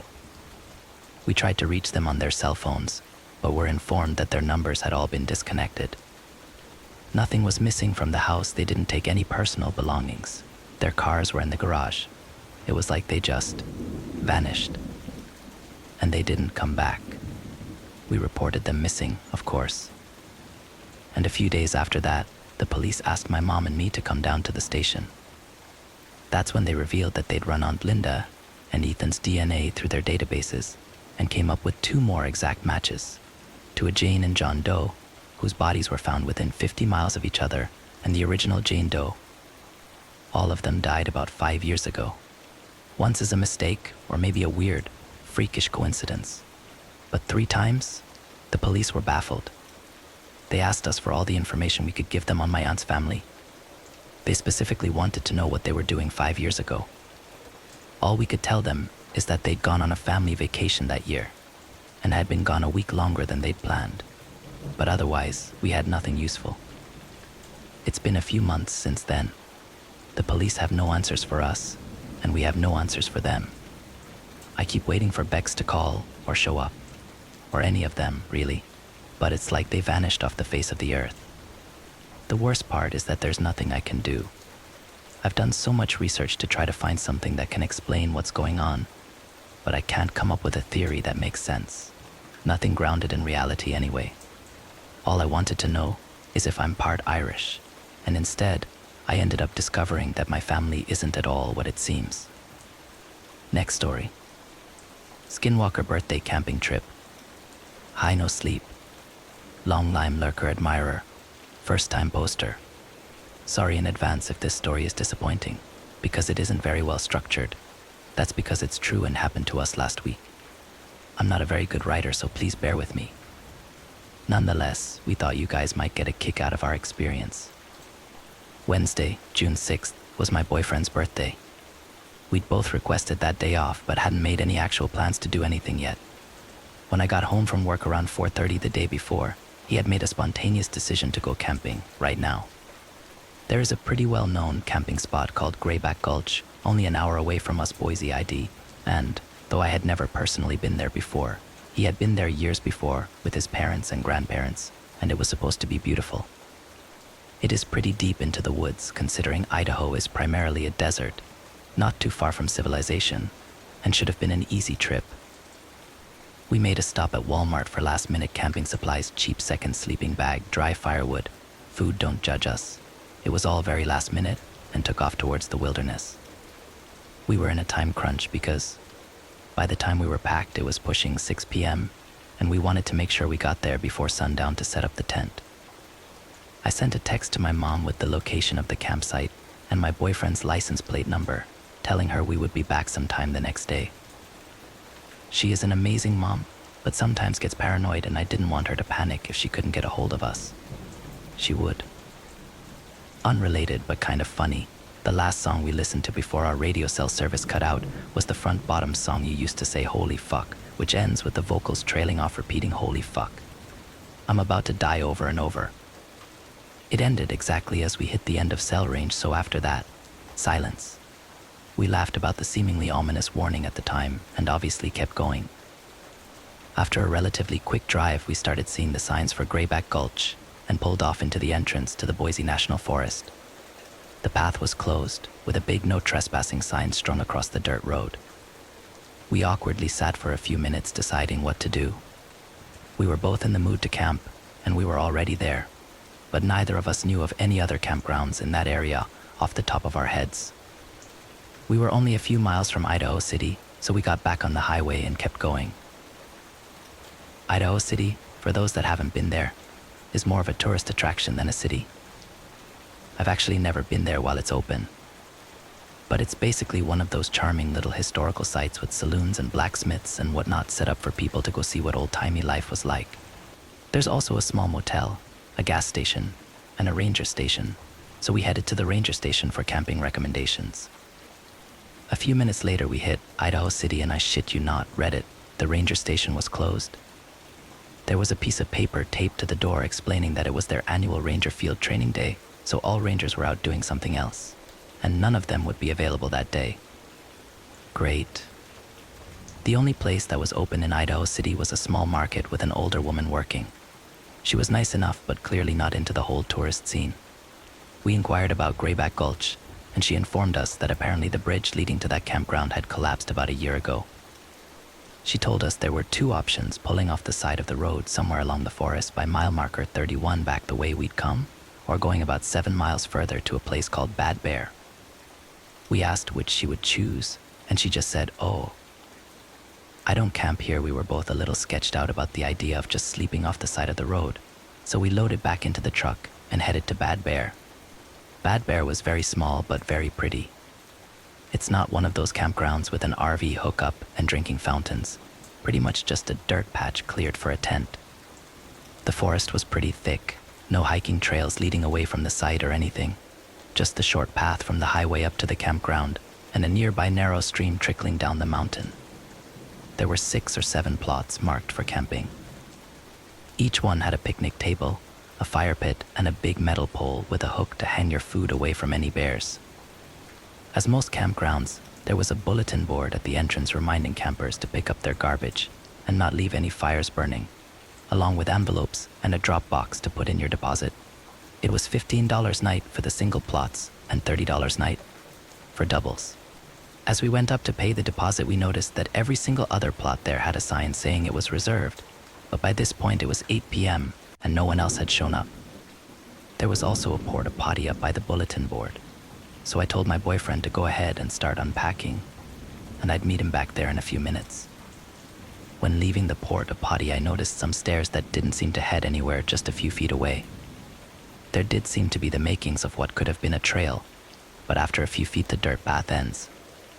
I'm not sure if they were planning on expanding the campground or building a trail or what, but being the no-sleep fan I am, I snapped a picture in reference to the famous stairs in the woods Reddit post.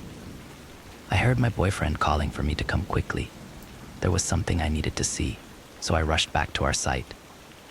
There, in the forest, just a few feet outside of our camp spot, was a definitely man-made little lean-to hovel.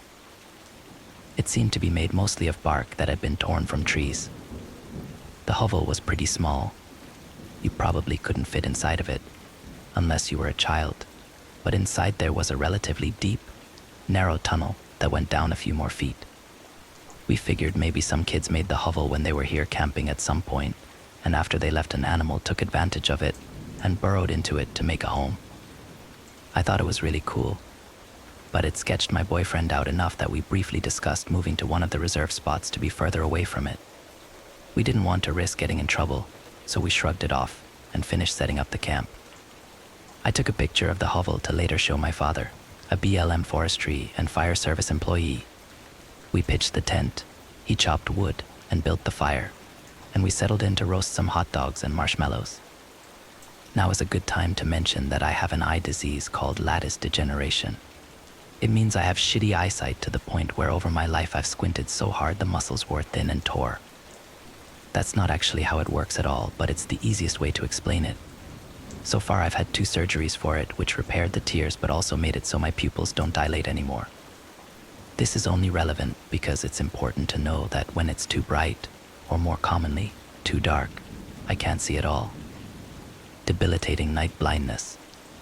Huge pain in the ass.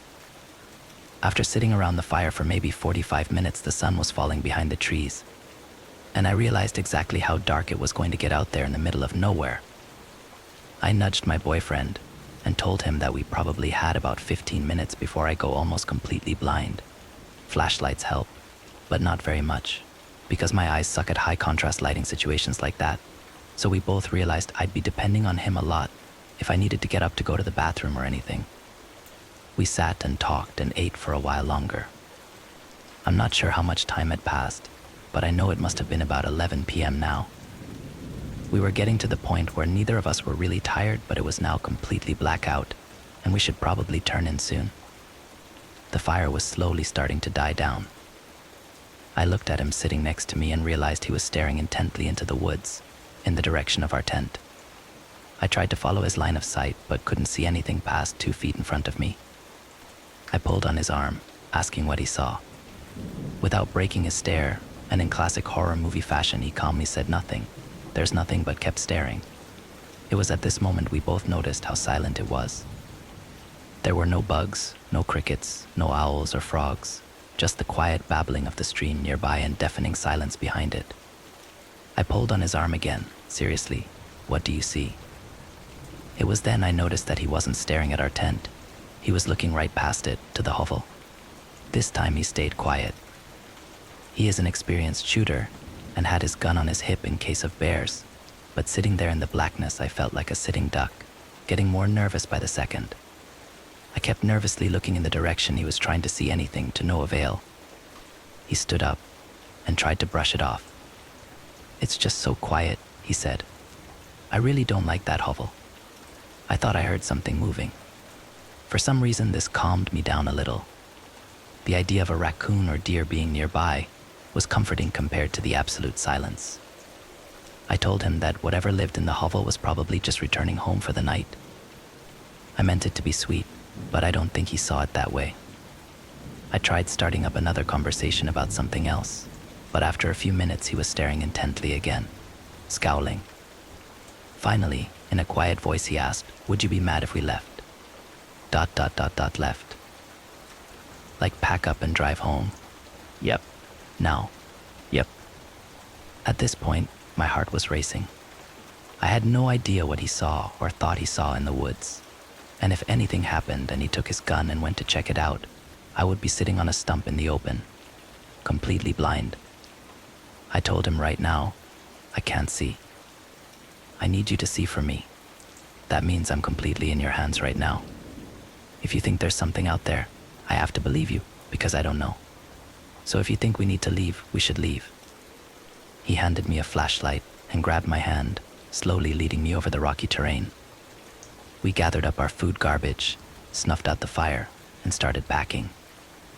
We were trying to hurry, but with me not being able to see and him not being willing to look away from the woods, it was a slow process. When it came time to start taking out the tent poles and breaking them down, I could barely reach the top to untie them from the tent, so he had to do it. I held the flashlight for him, and he quickly demanded no. Shine the light that way. I pointed the light towards the hovel, and we broke down the tent in the dark. We were only a stone's throw from the truck, just on the other side of some bushes, so we made several short trips. We didn't bother putting the tent or sleeping bags away properly, just throwing them into the bed of the truck. The truck was probably only about 20 feet from the road, with just a line of trees for privacy blocking the highway from the campground. It was on one of these trips back and forth, while loading the truck, he heard it, a man's voice, coming from the road. We were definitely close enough that we would have heard a car and seen headlights, so we knew that no one had driven up. It went on for several seconds. It sounded deep, but definitely human, although it sounded like gibberish. He described it as if someone was on the phone, just one voice speaking, waiting for a response, and then speaking again. We of course knew for a fact that even if someone had somehow snuck to the campground without us noticing, there was certainly no cell reception. We went into borderline panic mode, making one last dash to grab the last of the important things and bolting to the truck, probably leaving some last scraps of food and garbage behind. Sorry. Earth, we threw everything into the bed of the truck and sped off to the freeway towards home. We drove in silence for several minutes. I get nervous when we drive at night because I can't see the road at all, so it's hard to fully trust anyone driving when you yourself can't keep an eye out for animals crossing or potholes or whatever. We had the brights on, but it was still so impossibly dark and quiet as we were driving through the forest. I snapped one last picture, and we drove straight home. Eventually, on the hour-long drive, we calmed down a little bit. He apologized for making us leave, but said he just had such a sick feeling in the pit of his stomach, long before he ever heard the voice. I told him not to apologize, that I was glad to follow his gut on this one. I jokingly told him that, based on everything we experienced, if I actually believed in that stuff, I'd say we encountered a skinwalker. His face fell and he got very quiet, so I kept talking. I told him how in creepypasta, skinwalkers live in the wilderness and mimic the voices and conversations they hear, usually to lure people away from the group so they can eat them or whatever. After a couple minutes, he confessed that makes sense, because it sounded just like my grandfather. He told me again how he'd been up camping in this general area before when he was a kid with his parents and grandparents. He even remembers staying at Bad Bear once, but his father had horrible nightmares all night, so they never went back. Anyway, that's my story. Sorry it went on for so long. I didn't want to leave out any details. As I mentioned, I took several pictures throughout the day, including one of the hovel, so here they are for your amusement. Next story. That time I saw a skinwalker, a witch, and a werewolf. Late summer, 1986. We were driving through the Rocky Mountains on our way to our Ray. There were 3 of us: Steve, Danny, and me. We were young, dumb, and fed up with what life was really like after college. So we bought some matches, packed a cooler of beer, food and beer, and loaded up my trusty Toyota with all the fixings for a classic camping trip. This trip was supposed to shake up the devastating monotony of our daily live, and shake us up it did to the very core. Right before we were getting ready to set out, Steve's mom ran out of the house and told him he should take their newly adopted family dog, Luna, for safety. Steve was hesitant. He didn't want to have to look after the dog, especially if we were going to be drinking. And she was a big dog, a mixed husky and something else, Great Dane maybe. But his mom insisted until, finally, he broke and agreed to take her. Luna looked up at him with her warm blue eyes and seemed to smile. Steve sighed and said, "I guess I'll sit in the back with her." No, I said, walking over and patting her head. Let her sit up front with me. She wagged her tail. Most of the car ride went smoothly, and we sang along to the radio, mooed at cows, and waved at or flipped off motorcyclists. But as we neared our destination, and the sun sank behind us, leaving us in a thick, almost tangible darkness. We started to become jumpy, pointing at strange shadows and swift movements. Luna, though, was curled up and asleep beside me, unaware of our growing fear. The sky was covered in big, roiling clouds that blew swiftly towards the east, covering and revealing the full moon at random intervals. By now, we were the only vehicle on the road. My headlights barely sliced the darkness around us as we weaved our way through the mountains. The isolation, the darkness, the silence, it was all so crushing. Steve, I thought you said we would be there before the sunset. I told you we shouldn't have stopped at that bar. Oh, Danny, I didn't know we'd be there for that long. You wouldn't stop your stupid pool game. And I won. Simon, it's not that dark out. Would some money make you happy? You asshole. Hey, cool it, look, what the hell is that? I slowed the car down to a stop, trying to see what was blocking the road, but the light from the cloud-covered moon was too dim. What the hell? Danny, I whispered as she rolled down her window. I was apprehensive, worried this was someone's attempt to rob us, or worse. I had heard all the urban legends before. I just want to see better. She stuck her head out of the window, and I rolled a little bit closer. Luna, feeling the change in the car's movement, lifted her head and sat up, panting. Oh shit. I think it's a dead deer, you guys. Gross. Danny retreated back inside the car and rolled the window back up. Who the hell just leaves something like that on the road? Asshole, Steve said, then leaned forward. Hey man, think you can drive around it? Yeah, I think I can. I approached the thing, now seeing the antlers and the gleaming black eyes, open, staring, dead. It blinked. I yelped and jerked the steering wheel, sideswiping the mountainside. Shit. What the hell, man? It's alive. What? That fucking deer. It's alive. As I spoke, the deer lifted its head and bleated. The sound echoed around the chasm.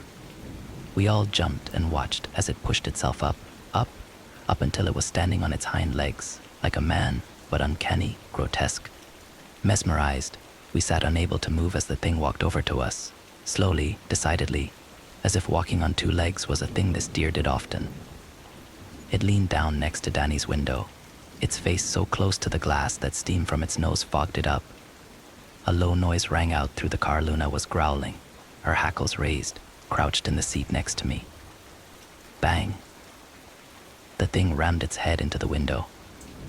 Chaos erupted. Danny screamed, piercing. Hi. Luna started barking, booming, persistent. Steve yelled, telling me to fucking go. Just go. I, shaking, struggled with the clutch, stalling. Bang. The window cracked, and the thing started making an incredible sound.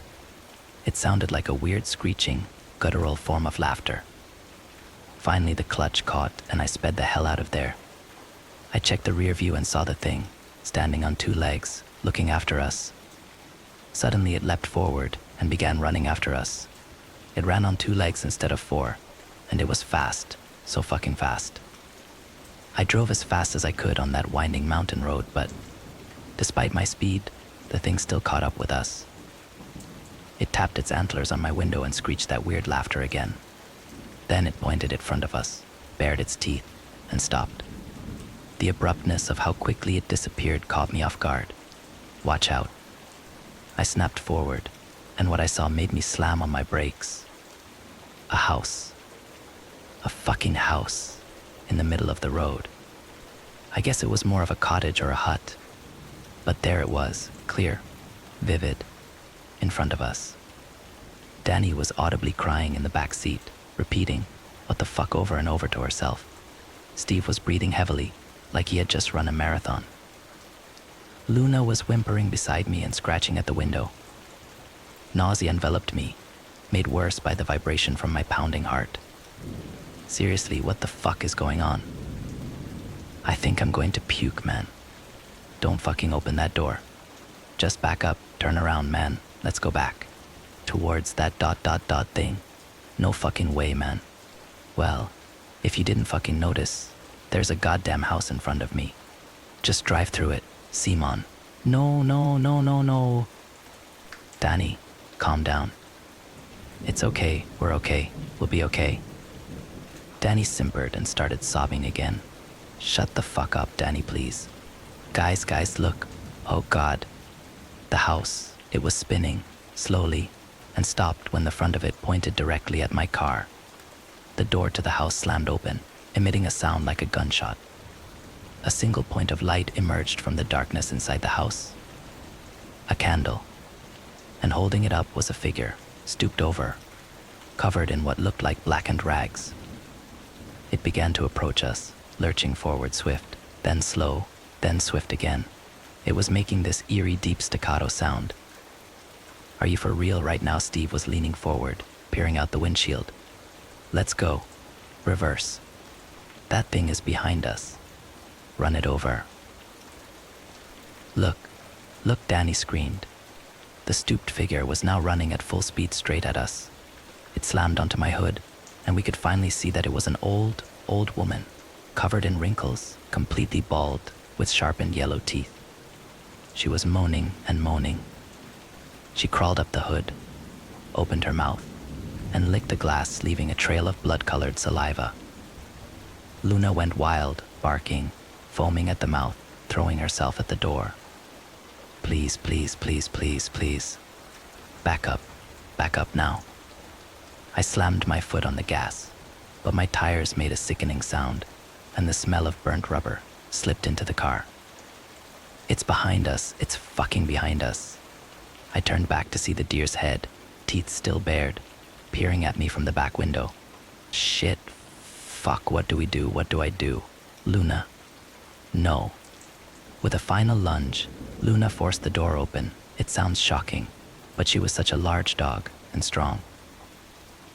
A powerful wind picked up, and the roiling clouds dissipating, allowing the light from the full moon to illuminate the scene in front and behind us. Luna was as still as a statue, slightly crouched, poised to leap. The hackles on her back quivered, and a single thread of drool spun itself down from her mouth. She began to shake, faster and faster. It looked like she was having a seizure. The old woman and the deer thing were both looking over at her. Something strange was happening to Luna. It looked as if her limbs were breaking, elongating. Her snout narrowed, sinking closer to her face. She rose up onto her hind legs, humanoid, and howled up towards the sky before locking eyes with the hag on my car. In the blink of an eye, Luna was on the woman, ripping her away, shaking her to and fro in her jaw like a rag doll. Luna flung the woman towards the house, and she struck it with some force and didn't get back up. The house and the woman vanished in a puff of smoke. Luna turned towards the thing behind us. It screeched, raising itself up to its full height, challenging her. Luna howled again, then licked her fangs. The thing took 2 steps towards her, before turning tail and fleeing down the road, Luna giving chase. They both ran on 2 legs, instead of 4. We sat in total silence for a few moments, until I leaned over and slammed the passenger side door closed. I think Danny passed out. I turned to look at Steve. He looked at me. Let's get out of here, man. We got 2 miles before the thunk beneath us couldn't be ignored any longer, a flat tire. I pulled over and we eyed the darkness around us, paranoid. I'm not changing it. I'm not going out there, Steve said, loudly. Don't worry, ... there's no spare. What? I took it out to make room for all the camping stuff. Are you fucking kidding me? Nope. Well, what the hell do we do now? I sighed. I didn't know. Suddenly, like magic, like a miracle, headlights appeared behind us. A godsend, a car. I hope they're normal. Me too. Should we tell them? We locked eyes again. No, if they bring it up, maybe. If it's a cop, definitely not. He'll think we're high. The car rolled up beside us. It was totally black with tinted windows. The window rolled down and behind it sat a middle-aged man. He looked tired, maybe sad. Need some help. Oh. Thank God, Steve whispered. Yes, flat tire, don't have a spare. Well, That's dumb, the man said. You should always carry a spare, always. Never know what could happen. Lucky for you, I think I have one that will fit your car. You joking? The man shook his head and hopped out of his car. He was dressed sharply, black suit, black tie, black shoes, all covered by a trench coat. Simon, you can hold the flashlight for me, I hesitated, then exited the car. What happened here? He pointed to the window next to Danny's head. It's been like that for a while. Dumb neighbor kid hit it with a baseball. The man nodded, and her. Tired. Just tired. We've been driving for a while. Driving where? Array. For camping. Nice place. We've heard. Say, the man said, releasing the jack. Job done. Seen anything weird tonight? My heart sped up, and I looked around us, half expecting the deer, or the woman, or Luna to come sprinting towards us. What do you mean weird? Oh, I dunno. Anything out of the ordinary. No, why? Oh, no reason. Just heard some spooky tales that the natives who used to live around here would tell. What tales? The man stood up and dusted his hands off on his coat. Well, he said, ignoring my question, you're all set. You're about 20 minutes out from Array and 2 hours from the sunrise. I'd advise you get a move on. Never know what might be stalking you out there. I'm headed the same way, actually. I can drive behind you if you like. A muffled yes came from inside the car, and we both looked up to see Steve nodding voraciously. Yeah, that would be great, actually. The corners of the man's mouth twitched a bit as he nodded, sliding back into his car. We drove to Array without incident, and as soon as we hit the city, the man in the car behind us flashed his brights twice, then flipped a U-turn, speeding back down the way we came. I thought he said he was going this way, I said, looking in my rear view. Who cares? Let's get a hotel room and leave first thing tomorrow morning, Danny said. She had woken up as we were driving towards Array. We filled her in on the strange man and how he helped us, but she was still spooked and jumpy. And we did just that. We didn't dare camp in the wilderness or even leave the relative safety of the town. On the way back to civilization, we swore to never tell anyone what happened. It was too weird, uncanny, horrifying. Steve was silent, afraid of what his mom might say or do about Luna. We made up some story about how she had fallen over a cliff after chasing a deer. Poor Luna. We did stop for an hour around the area it happened and called out to her, but to no avail. We never saw her again. It's been years since this happened, and I'm old now. The three of us lost touch after we returned from the trip, but vowed to keep this secret to our death. Last I heard, Steve died from a heart attack, and Danny was diagnosed with stomach cancer. I figured it's about time I shared my tale. Maybe it'll help me make some semblance of sense out of it.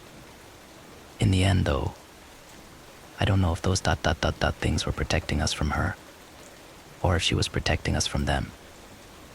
I guess I'll never know.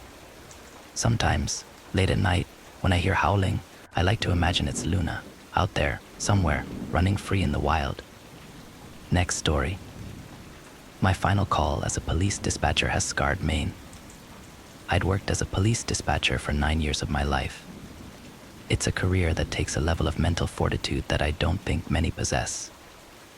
I used to hate saying stuff like that. Always thought it sounded so pretentious. But the truth is, it takes a special type of person to be willing to voluntarily listen to some of the things we have to hear every single day. Don't get me wrong, the job wasn't always grim.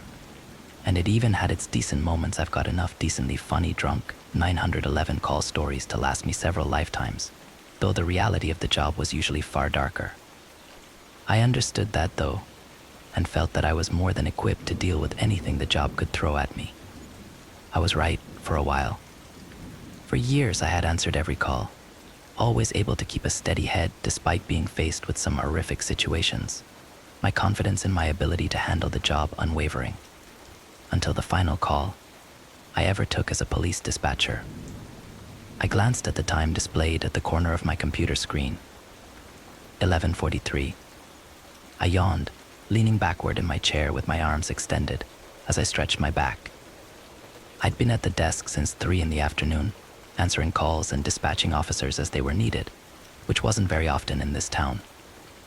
I lived in a little port town in Washington, about an hour or so out of Seattle, and though we weren't without our fair share of crime, our phones never rang off of the hook, which meant a lot of free time for me. I was always okay with that.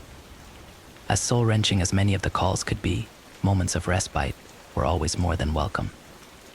A notification on my screen caught my attention, and in an instant, I had returned to my seat, headset on. 911, what is your emergency? I spoke into my headset as automatically as any line repeated hundreds or thousands of times can be spoken. For a moment, the line was only dead silence before I heard a reply. I need policemen. I think somebody is in my house, a child whispered from the other line. I felt the smallest of knots beginning to form in my stomach. I shifted in my seat.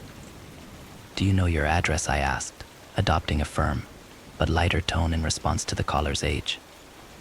I heard shuffling and heavy breathing from the other end, followed by a faint wait. The caller returned and whispered their address. She was a little girl by the sounds of her voice, and she sounded scared. Good job. What about your phone number? The process repeated, and I quickly relayed her information to dispatched officers. Her address was on the edge of town, a little out of the way, and I understood that it may be a while before help arrived. I stifled a sigh, not wanting to vocalize my worry as I received an estimated arrival time. Is there an adult with you in the house? I continued. No, the little girl replied breathlessly, and I could hear the anxiety rising in her voice as she spoke. My mom works late, and my sister. There was a pause, followed by an audible sniffle. She's camping with her friends, and somewhere on her end of the line, there was a crash, then a scream. My heart dropped. Are you still there? Are you all right? There was a repetitive thumping sound followed by the slam of a door. I'm here, the little girl spoke breathlessly into the phone. Are you all right? I repeated the question. Yes was all she replied, barely above a whisper. Her tone worried me. She sounded more than afraid. Sad? No, disturbed was the proper word for it. Then she began to cry. Not as quiet as you would expect given her situation, but a deep, helpless sob that made my heart sink. When she spoke, it stopped altogether. Please, please, please, help me. Her sobs turned into a hysteric cry, and I could hear loud, repetitive thumps from her end. Footsteps, and they were clearly not hers. They were heavy, far too heavy for a little girl. Without warning, a shrill cry, like the sound of microphone feedback, rang through my headsets. The sudden assault on my ears caused me to jump, and my heart set off to racing like a jackrabbit. I fought the instinct to throw the headset off, and instead clenched my eyes shut as the noise faded as suddenly as it had come. I saw it. She sputtered through sobs. Oh, please, please, I don't know what it is. The frantic and frenzied nature of her begging increased, and a strangeness began to settle in the air that I couldn't quite place. A quick glance around the room confirmed that most of the desks around me were empty, and I was on the call alone. The thought made me feel very isolated, and a growing uneasiness continued to take hold of me that I couldn't place. Something about the call just felt wrong. Police are on the way, I began. I tried to infuse the statement with my usual level of assertiveness and confidence, but I worried that the uneasiness may be audible in my voice. Can you tell me your name? I asked. Amber. All right, Amber. Are you, or can you get somewhere safe? A room with a door you can lock. I'm in my room, she said through sniffles, and it was obvious that she had been crying profusely. I locked the door. Good, I'm gonna stay with you on the line. Is there anywhere for you to hide? The sound of footsteps grew in the background as her voice lowered to a whisper. I think ... under the bed, she whimpered. Okay. Is there? I paused, thinking over my words before continuing. Anything you can use to protect yourself. There was silence on her end for a moment, followed by a hushed yes. As she dropped the phone, I assumed to get a weapon. The clamor from within the house had grown closer to the phone, and the piercing ringing sound had returned. I was almost certain there had to be something wrong with my headset or with Amber's phone, and the sound grew to an almost unbearable extent, matched only by deafening thuds from somewhere on the phone. It sounded too close. I could feel the hairs begin to rise on the back of my neck, and the ominous sense of panic began to give way to an unexplained fear. The urge to look over my shoulder grew harder to fight as the persistent thudding sound grew louder, nearer. It all sounded too clear, I guess. There was no static, none of the white noise typical of a phone call, ... nothing. Just the sound of footsteps approaching closer. Closer. I gave in to my instinct, whipping around in my seat, nearly losing my headset. No one. I had no time to settle my nerves as Amber returned to the line. "Are you there?" she whispered, yanking me from my fog and back into the moment. "Yes," I replied. I struggled to shake off my fears. Something was very wrong with this situation. Despite my worries, I shifted my attention back to Amber. "There isn't any weapon," the girl muttered, "but I have something." There was a pause. "Oh, okay, what do you have?" I asked, realizing my prompt was necessary. A rabbit. A pink rabbit," she said, and even over the phone, I could hear a little embarrassment. "My dad gave her to me when I was little," she sniffled. He said she would keep me safe." I didn't know what to say for a moment, but didn't want to miss a beat. "He was right," I said, as encouragingly as I could. "Everyone knows pink bunnies are great protection. Can you go back under?" I was interrupted. "Amber, I miss you," I could hear a man call from within the house. So the intruder knew her. I furrowed my brow. "Amber, do you recognize that voice?" I asked, hoping she could identify the intruder. There was silence for a moment before our response. IT sounds like my dad ... Why does it sound like my dad?" I blinked. "What do you mean?" "That's my daddy's voice."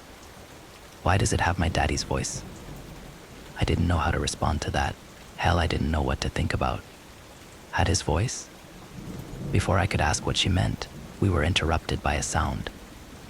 The thing we heard has taken me years to try to understand. I've come to believe it was that ... thing's laugh. At the time, though, we couldn't know. It was the sound of metal crunching in a car accident as it met flesh, a wet, grinding shriek that shook me to my core. I wanted to vomit, and my vision began to blur ... I can only imagine what it was like for Amber, hearing that all in person. "Amber," I panted, my senses returning to me all at once. She barely had time to respond before we heard it. A voice or voices, calling for her from somewhere nearby. They spoke as one, all with the same odd inhumane nature, dripping with malintent. Amber, my blood froze. Amber began to cry, and her cries eventually becoming pleas, as she begged for help, her life, her mother, and my intervention. Five more minutes. "Just 5 more minutes," I muttered, mentally cursing the timer which displayed the estimated arrival time of the dispatched officers. I prayed it would be soon enough.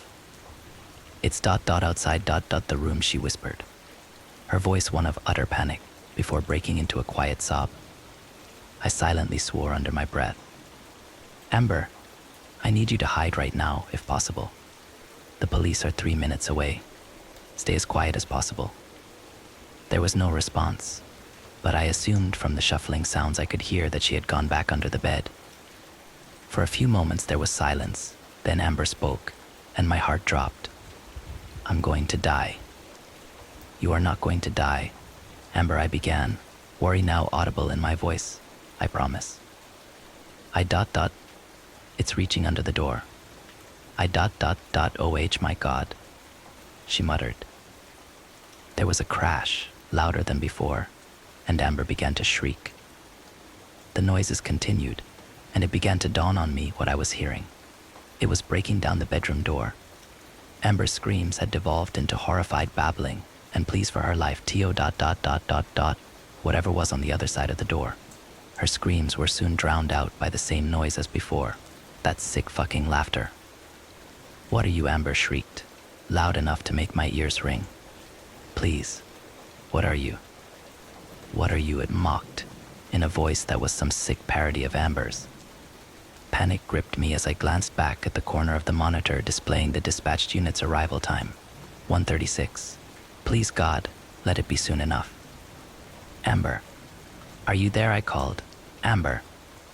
As suddenly as it had started, everything went silent. Somewhere in the distance, I heard sirens. "I hear them, Amber." "Officers are a minute away." Silence. My heart began to sink. "Amber, are you there?" I could hear something shifting, breathing. I think it's gone," Amber said. A surge of relief rolled through me, and I let out a sigh and leaned back in the chair. 27, the dispatch time read, and the sirens in the background grew louder. "You did very well, Amber. Police are almost there. You did really well." I couldn't think of what else to say. I'd never had a call like this, and something about it all felt so strange. Something Amber had said began to ring in my mind. "What are you?" "Amber," I began. "What did you see?"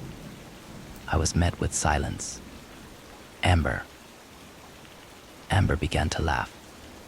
"Amber," I said, my voice pleading. A wave of realization crashing down on me. The laughter grew more raucous and less human with every second. Somewhere in the background there was a knocking sound. They'd finally arrived, too late.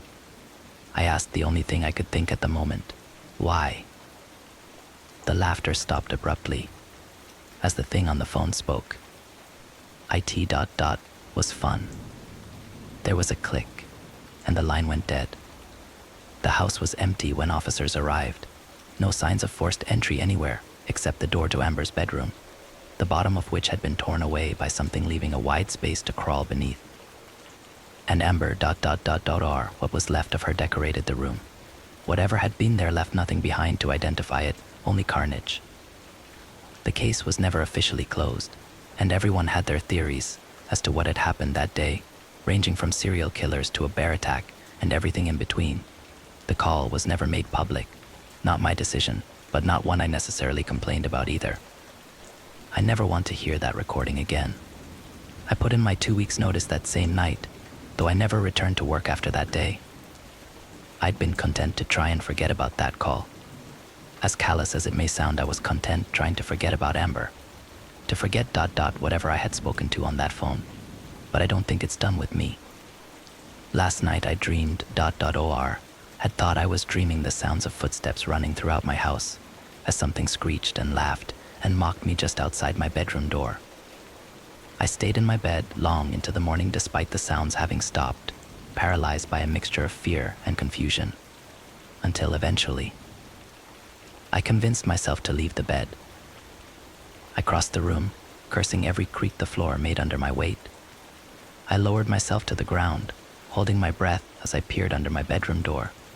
There was something there, but it wasn't moving. I mustered up the little bravery I had left and rose to my feet, my eyes shut tight and a prayer on my lips.